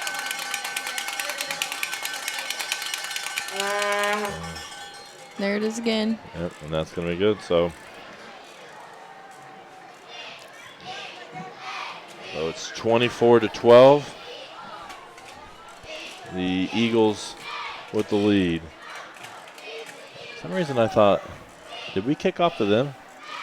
In the beginning of the half. Yeah. Did we have the ball? For some reason I thought we got the ball. I thought they got the ball to start. Maybe not. For some reason I was thinking we were getting the ball to start the second half. I don't know. I must have been confused. We must have got the ball. No, we kicked off to them, didn't we? At the beginning of the game? I don't remember. Anyways, I was a little confused there. I've been telling you that we were going to get the ball in the second half, and yeah, I think I was wrong the whole time I was talking about that. So, anyways, we're going to get the ball now, and and hopefully we can kind of answer their score right there.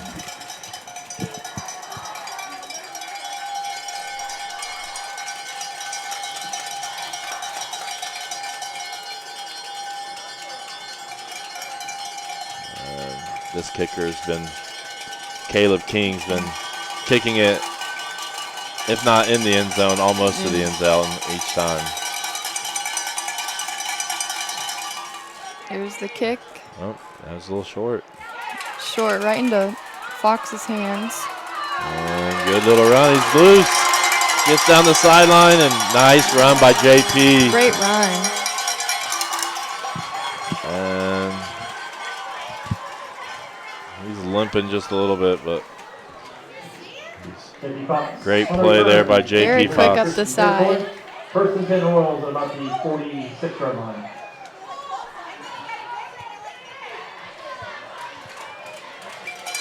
Awesome run.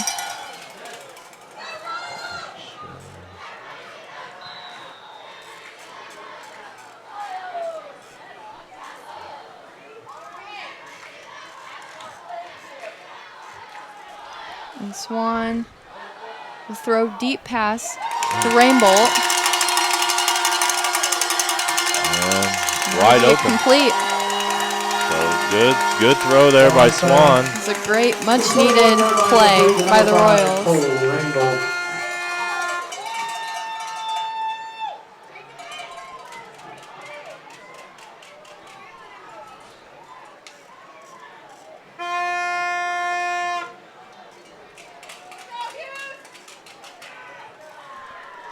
Okay. Sorry, I was messing with some stuff on my iPad. 9 minutes and 43 seconds remaining here in the third quarter. And who's that, Olivo? Olivo. Olivo, the ball carrier, also won the play. So we haven't talked about it, but I know we mentioned it before the game, before we went on air, that Houston needed about 50 yards, and he was going to surpass 2,000 yards passing. So he easily has done that tonight.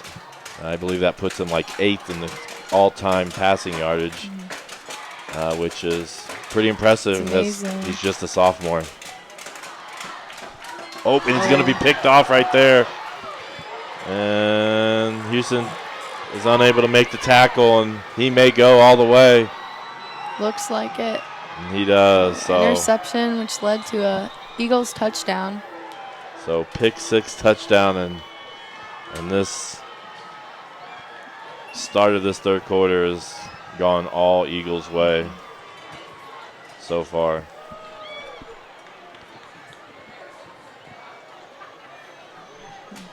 And we kind of started the first quarter in a similar manner. They went down and scored, and then we had the turnover, and they scored on a turnover. So we will see. We need to make sure we can bounce back here. Heritage Christian, we mentioned, the 9th ranked team in the state, according to the AP poll.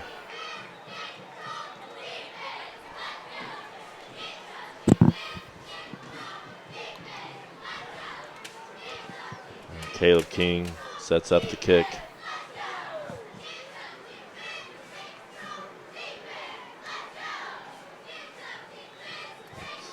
Good.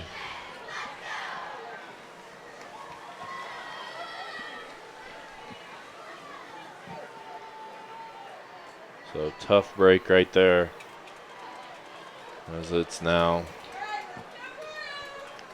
31-12 here in the third period with 8 minutes and 59 seconds remaining. And now we have a big, large hole to try to climb out of. So we'll see. Hopefully we can respond here. I mean, we get a score here, and then we'll see what happens. You're not going to get it all back on one time, so you got to just gradually get yourself back into the game. See, Caden Sotelo in street clothes, not in any uniform now. Looks like so.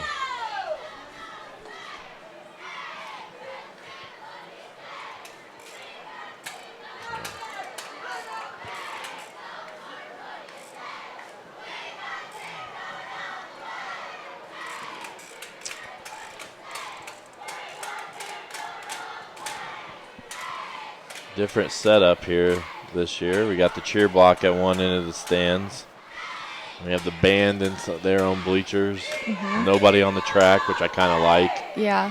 Kind of it does keep it less traffic, especially for the players. Right. I think it's definitely an improvement. And they're going to kick an onside kick, and they're going to.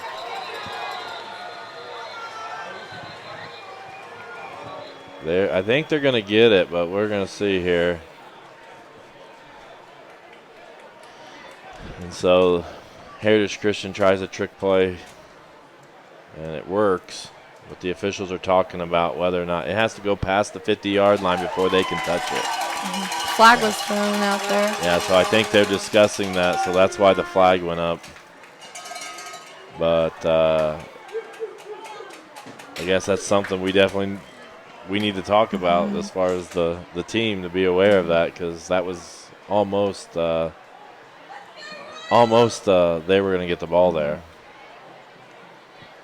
So we kind of lucked out.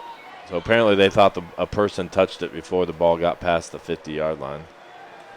Is what the call is going to be. Penalty against Heritage Christian. The kick did not go 10 yards before they touched it. And so that's illegal touching. So the Royals are going to get the ball. I don't know if it's at that spot or if it's going to be marched off. Yeah, I think it's going to be marched off another 5 yards from there. So, or maybe 10. Or maybe 15. 15? I don't know. Oh. Or maybe it's 5 yards from where they kicked it. That's what it is, apparently. Yeah, that makes sense. I'm not familiar with the rule, but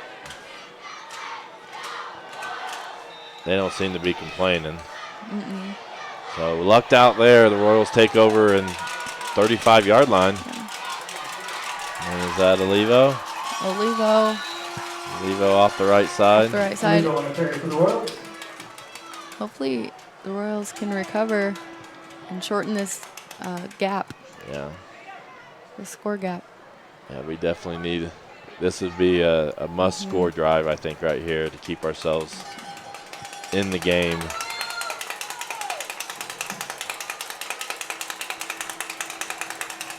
Olivo moves over the other side of Swan. Swan throws a pass, short pass to Fox. Swan to Fox. Complete. So J.P. Fox making a huge impact for the Royals tonight.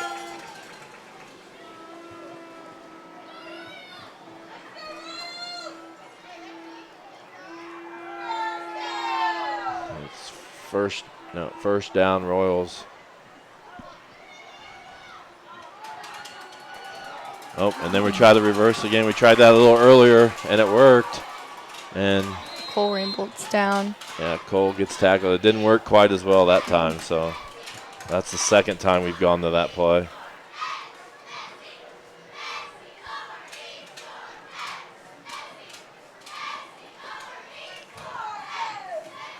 And it's now 2nd and 10, so it didn't gain anything there. I think the first time he got a 10 yards or more, I believe, on a similar play.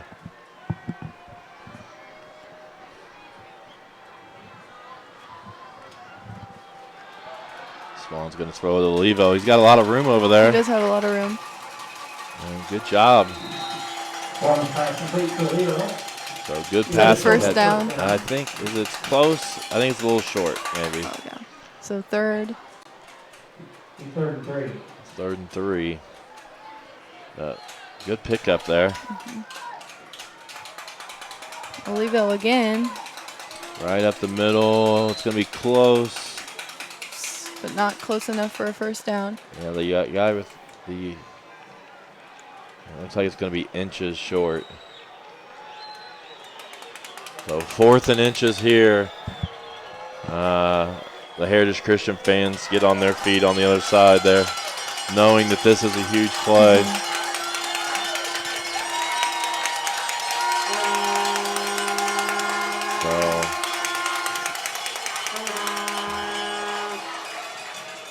Olivo's going to just bury it right up the middle. He reaches out, second effort. May have gotten it. It's going to be close. Yeah, I think it's going to be big for the Royals. Yeah, I think it is. Well, they haven't done anything yet. They're going to measure.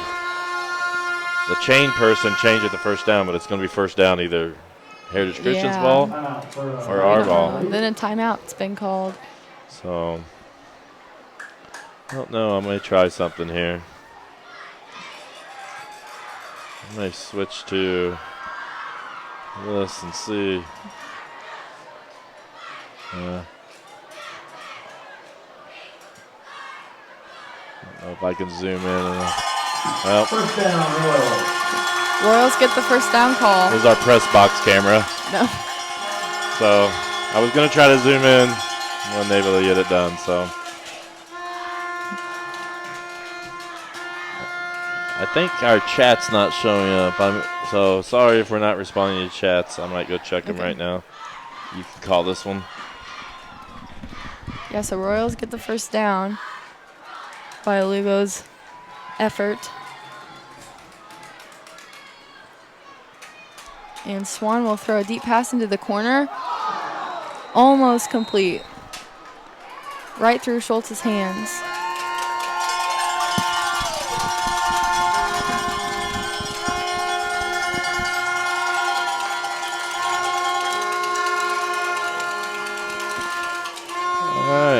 So I saw we have an incomplete pass there. Incomplete pass. Incomplete. In the corner to Schultz, right through his hands. Pass interference against Heritage Christian. Oh, so they called pass interference. So they threw a flag. I didn't see the flag. I didn't either. Yeah, pass interference. So it's going to be first down. I'm just not sure where.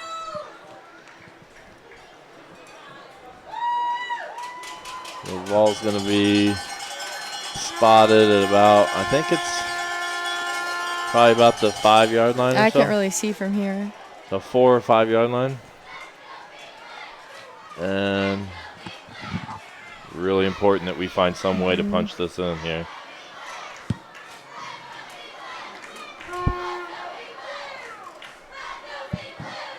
And clock's down, play clock's down to 10. I wonder if they're just going to call timeout here in a second. Well, now they've reset the play clock. Officials are talking with Heritage Christian coach. I believe his name is Kyle Ray. He's in his 4th year at Heritage Christian. Kyle Johnson, I believe, is an assistant coach for Heritage Christian, who used to be along.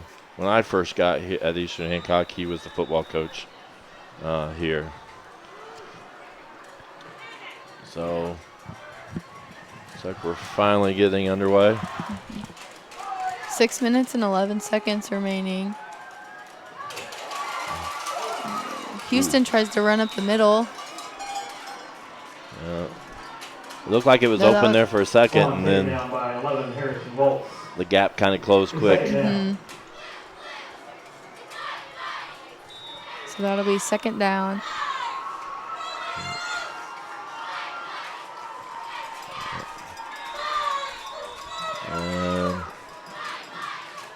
Really need a score here to just keep this game close.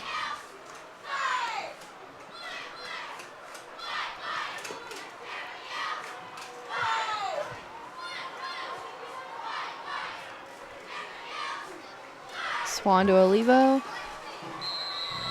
Still not quite there. It looks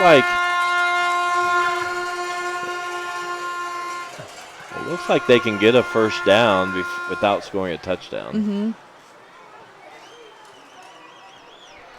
So if they can just get a couple more yards, get that first down, and then have a chance to punch it in.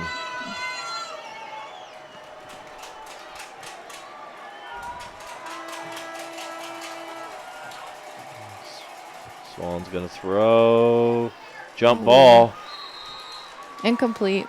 Who's he going to? Is that JP over there? No? Yeah. I don't know. JP's over here. I think, isn't it?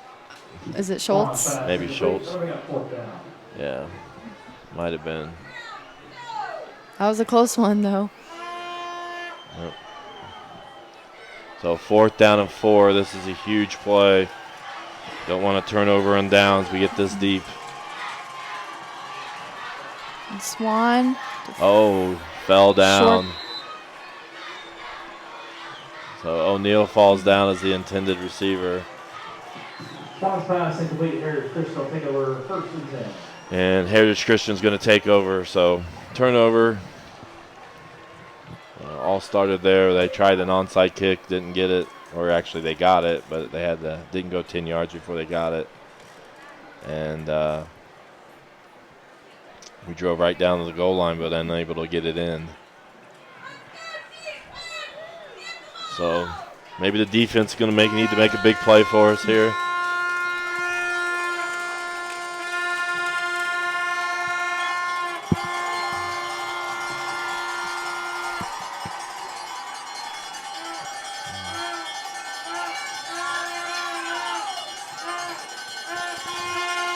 Brown right up the middle. He's quick. He's real quick. Colton Brown on the carry for a first down. So big run there by Brown, gets them out of their own end zone.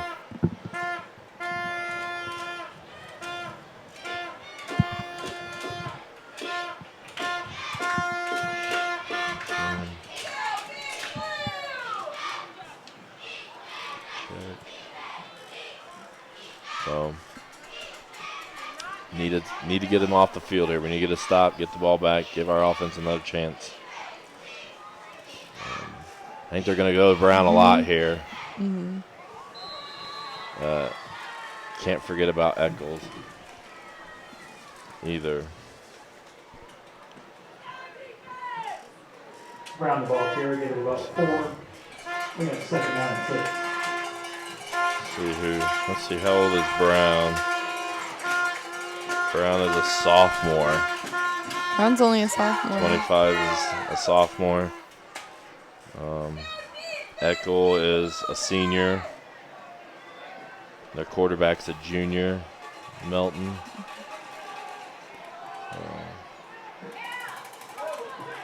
And looks like they're going to be stopped just short of the first down pass and catch. So it's going to be 3rd down and short. Be just short of the first down. Thompson's another name we've been calling a lot, junior. And then their kicker, Caleb King, who's been really impressive tonight. He can kick the ball. He's just a sophomore. Wow.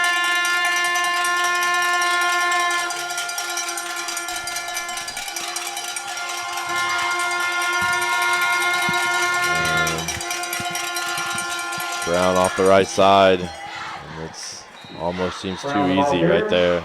Good enough for a Harris Christian first down. First down right off the right side.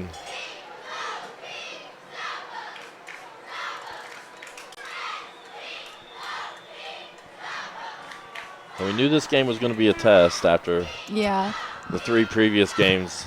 Where the mercy rule doesn't really come into play for this one. We were heavily favored in those games and won them easily, and so this was probably our first challenge.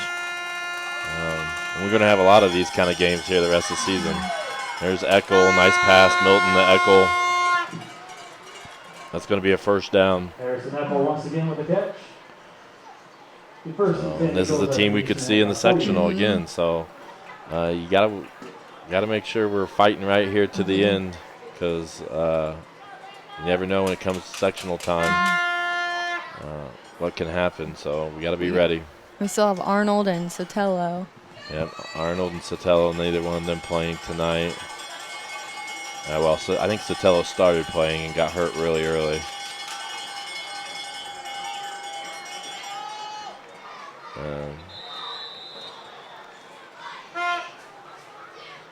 I think Ashton Smith has been put into play a little bit more than he had been.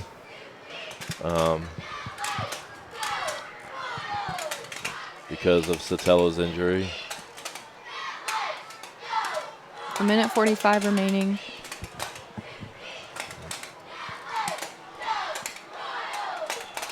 It's going to be, what, 2nd and 3.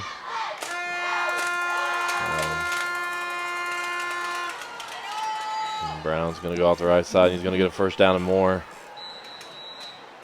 And so I just think right now we're getting a little tired. I feel like our defense has been out there quite a bit this third quarter. They have been getting lots of playing time tonight. So it's lots of minutes. So it's one of those things where you like your defense to have lots of rest. That means your offense is moving and getting and scoring, and so our defense, I think, is suffering a little bit from just being on the field a lot here in this third quarter. And then Brown is just really quick. Little running back.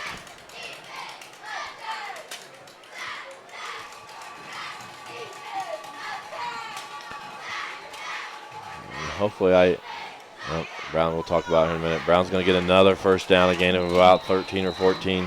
So right now they're just running it right down. Seems like a lot on the right side. But again, let us know if there's any issues, how the quality's been this time. I know we had some issues on the away game. We have a strategy maybe for next time on the way maybe we can make away games work a little bit better that we might try, that we figured out. Especially with the cutting out of the live stream. Right, so knock on wood. Yeah. It's been a really good night tonight. We haven't had all the cutting out, and hopefully the video and the audio feed has been all right. So if anything's going on, send us a chat. Let us know if there's something, because we really probably don't know until you guys tell us.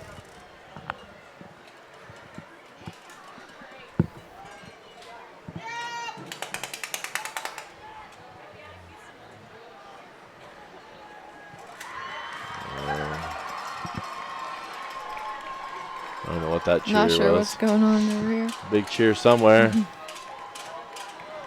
I think it was a cheer block cheer. Have a good cheer block. We can't see it very well, but yeah.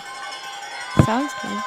Oh. Ball's deflected and almost landed in the hands of the Rainbow. The Rainbow. We'll bring up 3rd down and 8.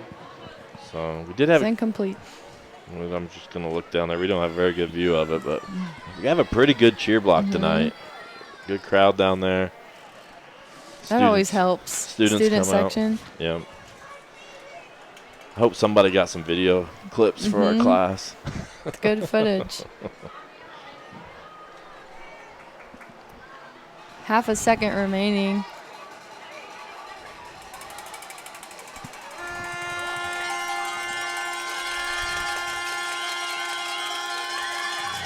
Oh, pressure there by the Royals. Oh, he just flips out. I don't know. I think they're going to call it incomplete. So that's going to end the third quarter. That's it for the third. So we're going to go into the fourth quarter with the Eagles driving and leading 31-12. So far in the third quarter was pretty much all Heritage Christian. Third quarter, the score Heritage Christian 31, Eastern Hancock 12. So we have a little break. I do want to mention our sponsors here. Appreciate them. Joyner Homes, McCleary Sporting Goods, 9 Star Connect, Remax the Star Team, Riley Park Tire Service, Reynolds Farm Equipment, Sinorama, Mozzie's Pizza, Werner Orthodontics, Knightstown Locker, NASA Neighborhoods Against Substance Abuse, Auto Owners Insurance, Summers Plumbing, Heating and Cooling, Greenfield Banking Company, Knightstown Elevator, Star Financial, Stillinger Family Funeral Home, Paxton Farm Sweet Corn, Meggie Plumbing and Heating, and County Line Milling Company. And I believe there's a couple more that have added on since this graphic was made. I believe Rodebeck Mechanical, I believe, and Inskeeps Ford. So appreciate those sponsors. We'll get those two added next week.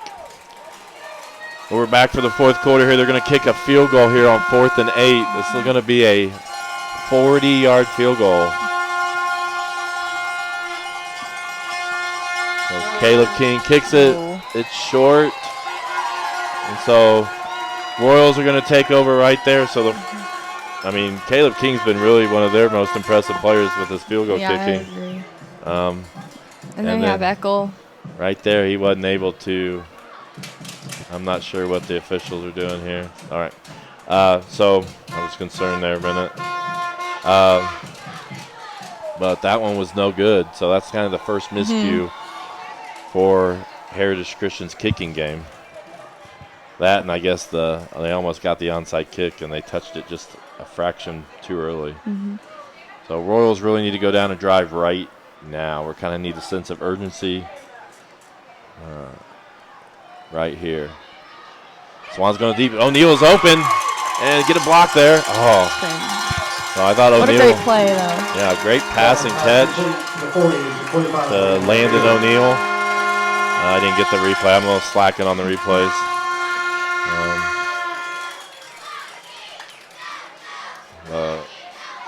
Nice little pass and catch there, and the Royals get right up to the line, ready to go. Hand off to Rainbolt. Rainbolt's got an opening. Yep, good little run there. He's getting about 6 yards or so. We ran Cole a little bit. I don't remember him running this much yet. I think we maybe using him in a similar role that we used Zach at Westdale when we were there. He's been returning the punts well. Right, yeah, he set a school record last game. Oh, that's got to be. Very long pass. I think they're probably going to say that's uncatchable. Houston threw that a little bit to the outside, and JP went inside. And maybe miscommunication. Right.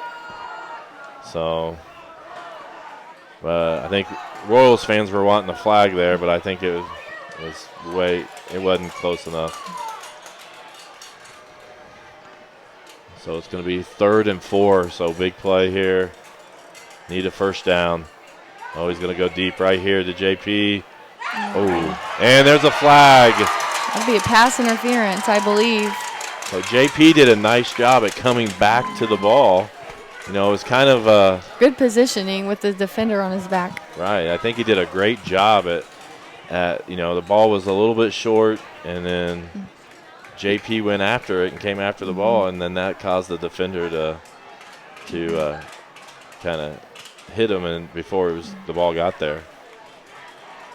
Has Coach Dowd ever told you to come back to the ball, come back to the pass? Oh, yeah. Yep. So similar to basketball, you want to meet the pass. You don't want it to wait for it to come to you, and that helped out the Royals. That's a good way to get it deflected. Yep.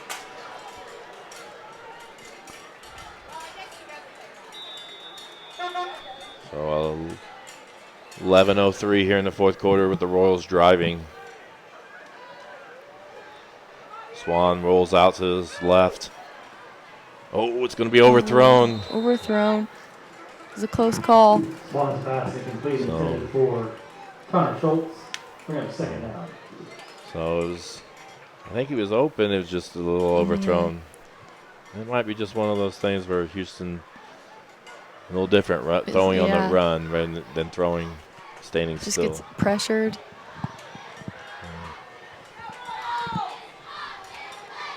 Here we go, 2nd and 10, 10 minutes and 56 seconds. Ooh. Olivo goes nowhere.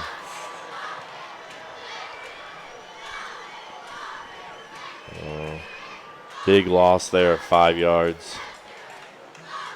I think they thought that they might catch him thinking we were going to pass, and Heritage Christian was ready for it. So now we're looking at 3rd and long. Friesen comes in at the running back position for Olivo.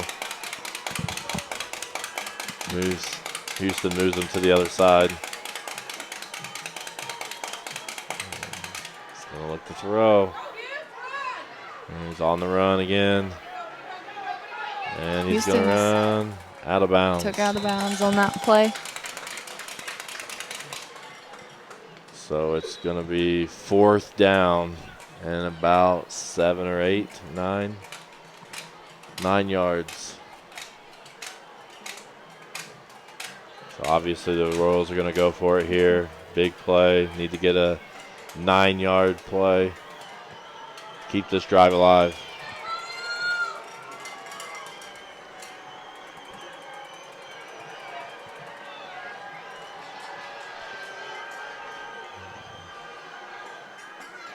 He's going to go deep. It's double covered there, and it's going to be picked off. Intercepted at about the 13-yard line. Picked off. Friesen was there, right, as the catch was made. Yep. One pass picked off. Two. Key person, Dan Heritage Christian. Sorry, I was trying to do replay here real quick.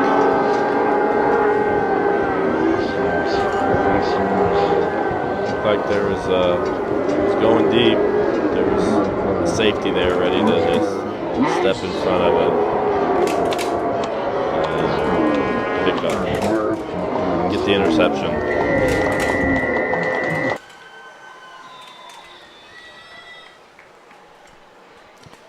So I don't know how many turnovers that is. We've had a couple turnovers on downs, a couple interceptions, a fumble. So turnovers, I think, have really been the killer for us tonight. And Brown gets loose again. He's having a really nice game. I mean, he's pretty quick. I think the only guy we have that kind of speed is Cole. And there's been a couple times where I thought Brown was gonna go all the way, and Cole was able to catch him. So he's got to have a lot of yards tonight, running yards. Yeah, he's comes in as their leading rusher with 302 yards coming into the game, and he's had quite a few yards. We don't have any stats available.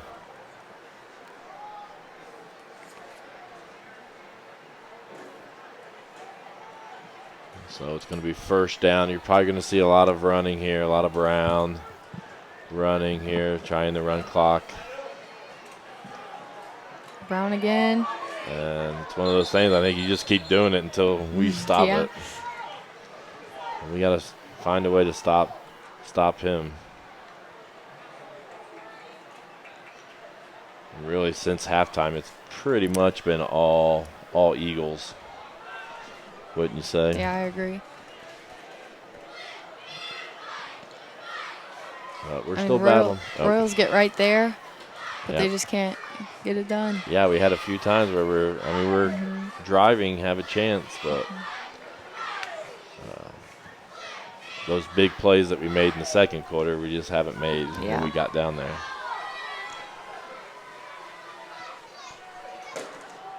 Brown up the middle. Just like you said. Somebody held on to it. Who's that? 31. Chase Riggs. Chase Riggs with the tackle.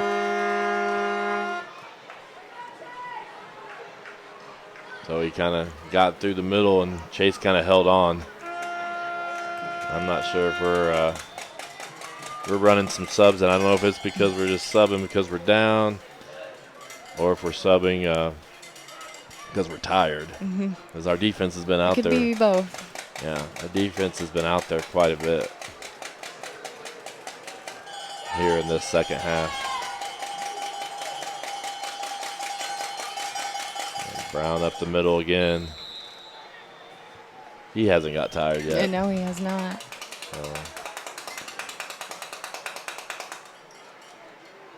55 comes off. Didn't see who went in. David Fields comes off. And there's 8 minutes and 20 seconds remaining, and Heritage Christian in no hurry here. They're just trying to run the clock, get this game over with.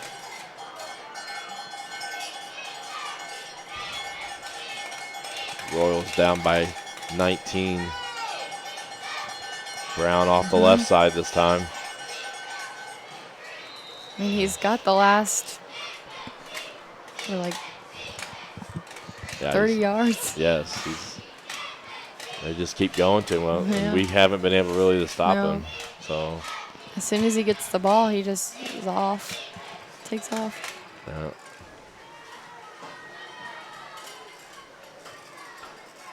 And then in that play there, it seemed like we weren't really near him until he was already 5 yards down the field. So their offensive line doing a really good job at just kind of making holes for Brown, and then he's just a really quick running back. And there he is again. Left side's going to be a first down. So, I mean, we talked about it earlier. This is a sectional opponent. This is, I mean, if you look at our sectional, you're looking at Cecina and Heritage Christian, Shenandoah, Northeastern. Those are some teams that we're going to have. They're tough competition. We're going to have to find a way to compete with those teams. And so we knew this was going to be a challenge, and it's definitely lived up to that. 6 minutes and 58 seconds remaining. And there's Brown right up the middle. And couldn't get out of it. Got a first down and more.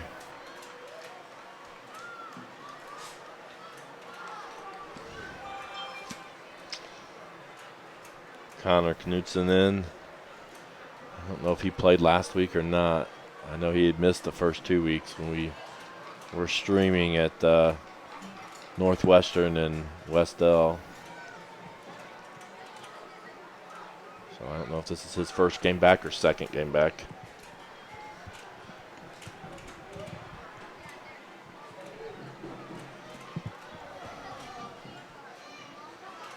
And is it Brown again? Brown again.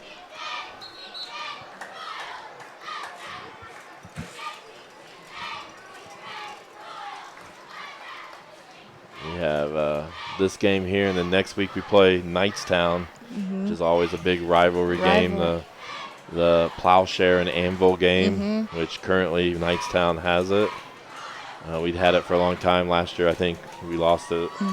I remember that. So that'll be here next week.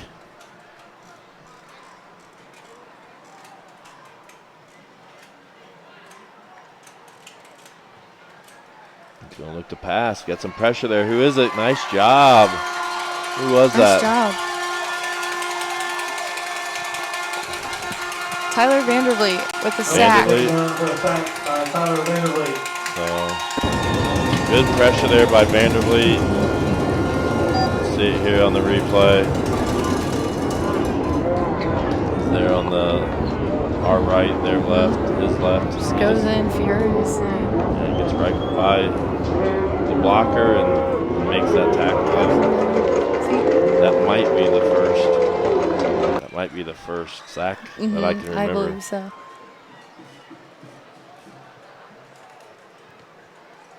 He's good about that, though. Yeah, he's one of our leaders, I believe. Past games. Yeah, he's he'll get around his defender. He has 2.5 so far. In 3 games, he's had 2.5 sacks. I think he led us last year with about 6. So Tyler Vandervliet's, that's kind of been his thing for the Royals. Here's that sectional we were talking about, sectional 38, and the teams that are in that. So we're talking about. We are next week with the Knightstown game. We're doing Schultz Strong. So we'll be. There's people wearing green shirts, and then they're going to be having buckets going through the crowd to take donations. I know Coach Schultz diagnosed right at the end of the school year last year with lymphoma, and he's been battling cancer. And the great thing is he's been at, if not all the football games. Yeah. I think he's been to all the football games. It's so awesome to see him out here. So he's here tonight, and a big part of our community. So a lot of pressure there. It's going to be picked off. I'm not sure who got it. Interception by Landon O'Neill. Was it Landon? All right, so here's the replay real quick. See if we can get to it.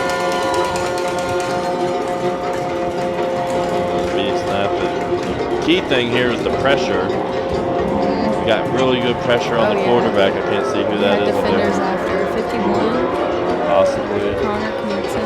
And then that made him underthrow it. And then the Royals get the interception. So the Royals take over. Swan's going to throw deep, and it's caught by JP.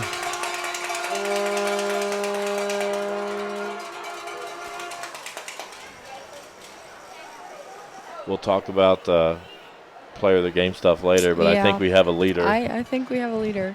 So, of who we think might win that, which would be our third different one, I think, in the 3 games that we've streamed. Oh, Rainbolt right up the middle with the catch.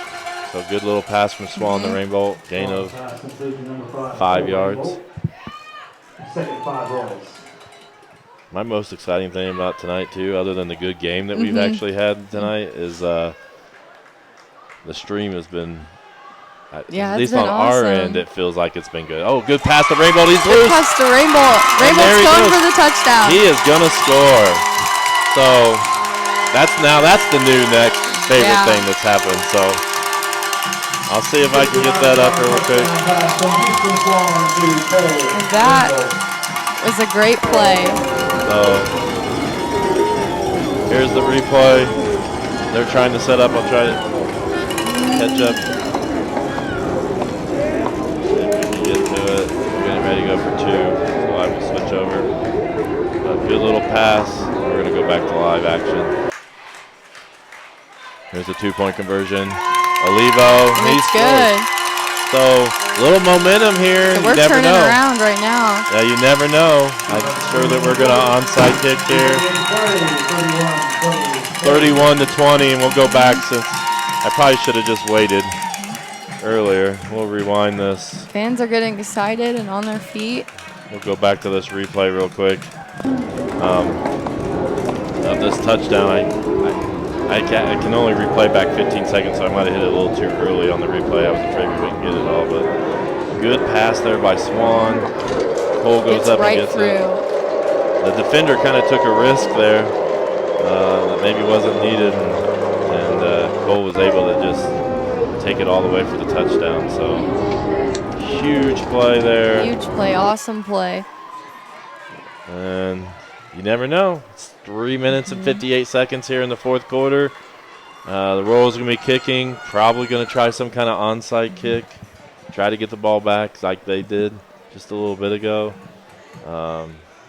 Give ourselves an opportunity to just maybe go down and score again. So the way I hate giving it to them because the way Brown has ran the ball today. Yeah.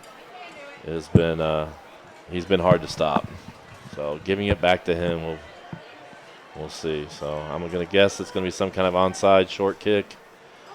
And Heritage Christian covers it up. So it's going to be Heritage Christian ball right there. And 31-20. A little under 4 minutes.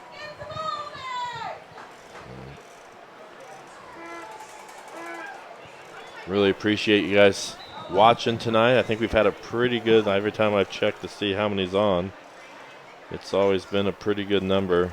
So sticking with us.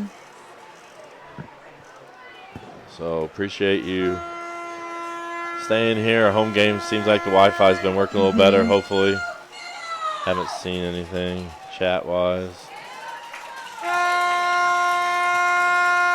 And the Royals stop them there on the run. Was that Brown? That's Brown again. Yep.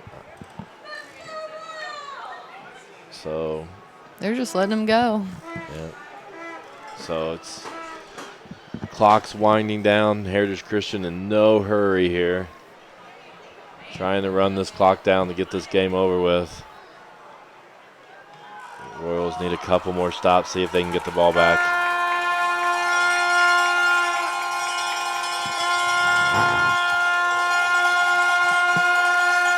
Yeah, throw out to number 22. He catches it and tackles get him made. down.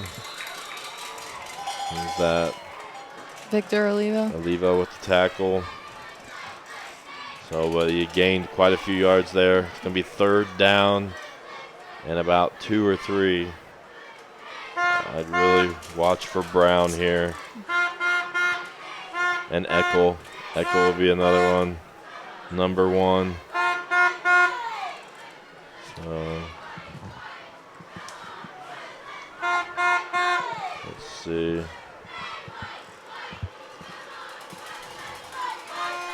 Third and 3. 2 minutes and 30 seconds left. They are going to run with Brown to the right side, and he is going to get the first down. So their offense and their running game's been really impressive tonight. Something that our defense has just not been able to handle their running game to this point. So we're not going to be able to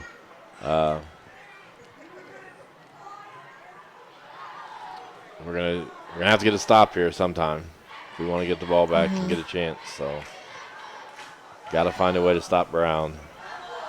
Oh, I'm not sure. Yeah, he is then.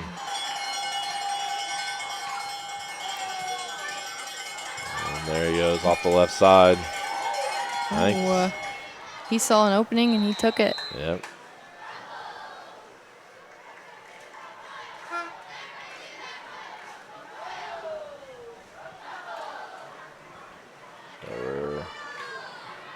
Second down and 10, but the biggest problem right now is that clock going down.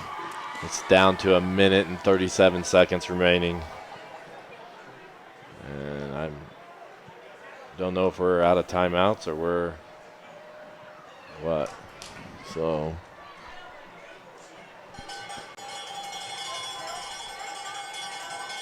minute 20.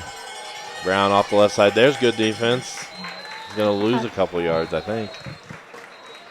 Now we're going to call that timeout. So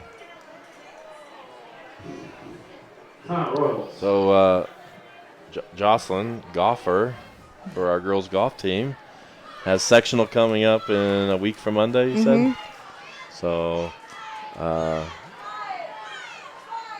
you said what we think it was. It's going to be at the Link. It'll be Links and New Pal. Links and New Pal on a Monday. So you get out of school. Yep. Which is kind of interesting. I know they. Go ahead. I think we start at 9. 9 a.m. So yeah, the whole day.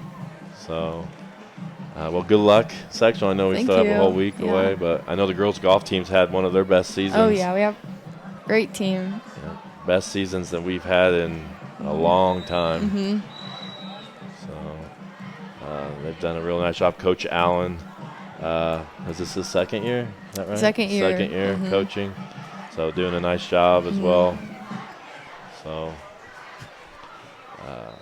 excited to see sectional time. It's hard to believe it's already coming up. No, I know. It's been a short season. Yeah. So here we go. It's 3rd and 8. Brown off the right side, and it's going to be tackled by Rainbow. He got clothesline. Yeah. That was a good tackle. Yeah. Sometimes you worry when you get up that high and tackle. It's like, are they going to get up? Yeah. But hey, it's a stop. Oh, yeah. And it's 1:07 remaining. We called time, or somebody called. We called timeout again, I believe. So it's 4th down and 8. It'll be interesting to see. I'm assuming they'll just probably go for it here. That's too far of a field goal. You'd be looking at a 50-yard field goal from here. So I'm guessing they're probably gonna go for it. So Coach Armstrong has the team together there. Hopefully we can get a stop here and get us one more chance with the ball.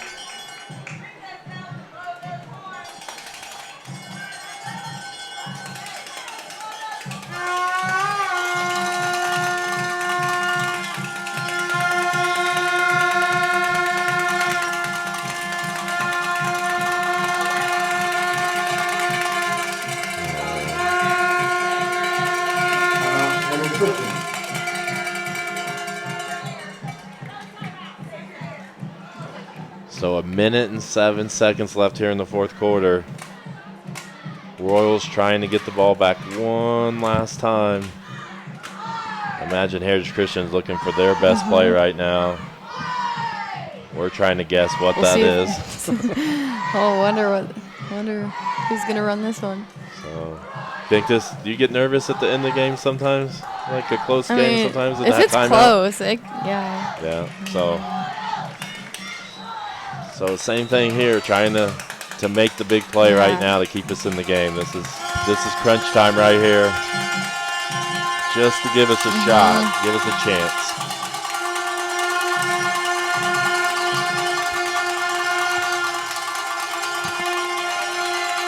And he looks like he's in shotgun with Brown there next to him. He's going to throw it. Oh, it's batted down. Batted down. And got swatted away. So there you go. The Royals are going to get the ball, and that's all we ask for. Let's get a chance. We got to score quick, though. I mean, it's still an 11-point game, so we got to try. And we don't have any timeouts really, so we're going to have to try to score quickly.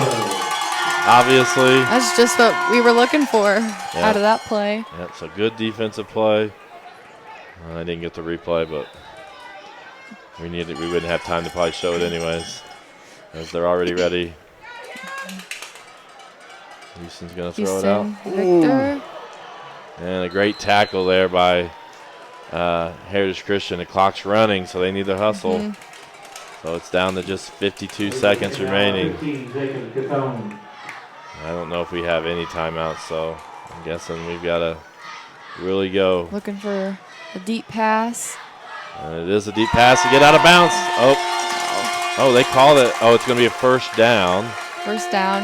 Pass was complete. So the clock stops in order to get the chains to move in the right spot. And then as soon as they get set, they got to be ready to go. So got to get a play going. Clock's running. 35 seconds, 34. Swan's going to throw. Oh, it's going to up in the air. So right through the hands of O'Neal and almost picked off. But that does stop the clock at least. And it's 26.8 seconds remaining. Second down and 10.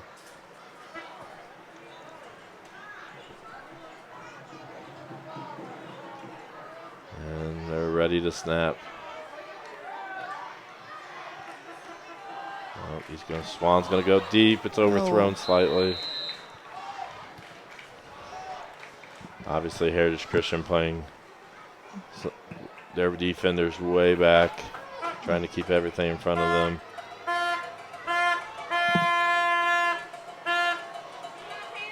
Key thing is, if we do make a catch, we need to try to get out of bounds quickly. or score a touchdown.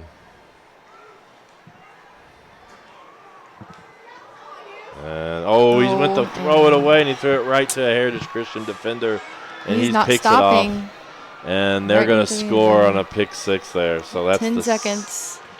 That's the second interception that's been returned for a touchdown. So I don't think he had anywhere to go with it, and he was just throwing it away, and it just so happened that there was a Heritage Christian person where we were throwing it away. Well, not what we were looking for. No. But we were kind of in a tough situation. I mean, they knew what we were doing. And they stayed behind, so they didn't want to get behind them. the problem Just there, picked it off. and he got pressured. And so then he was trying to run away and just unable to make the play. So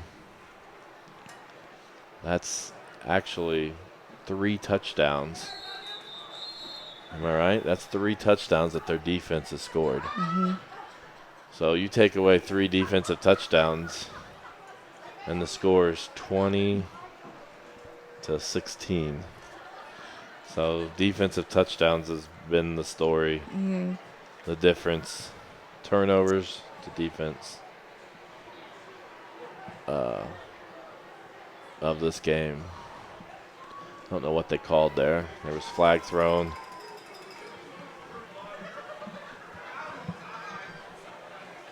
And just 10.8 seconds remaining.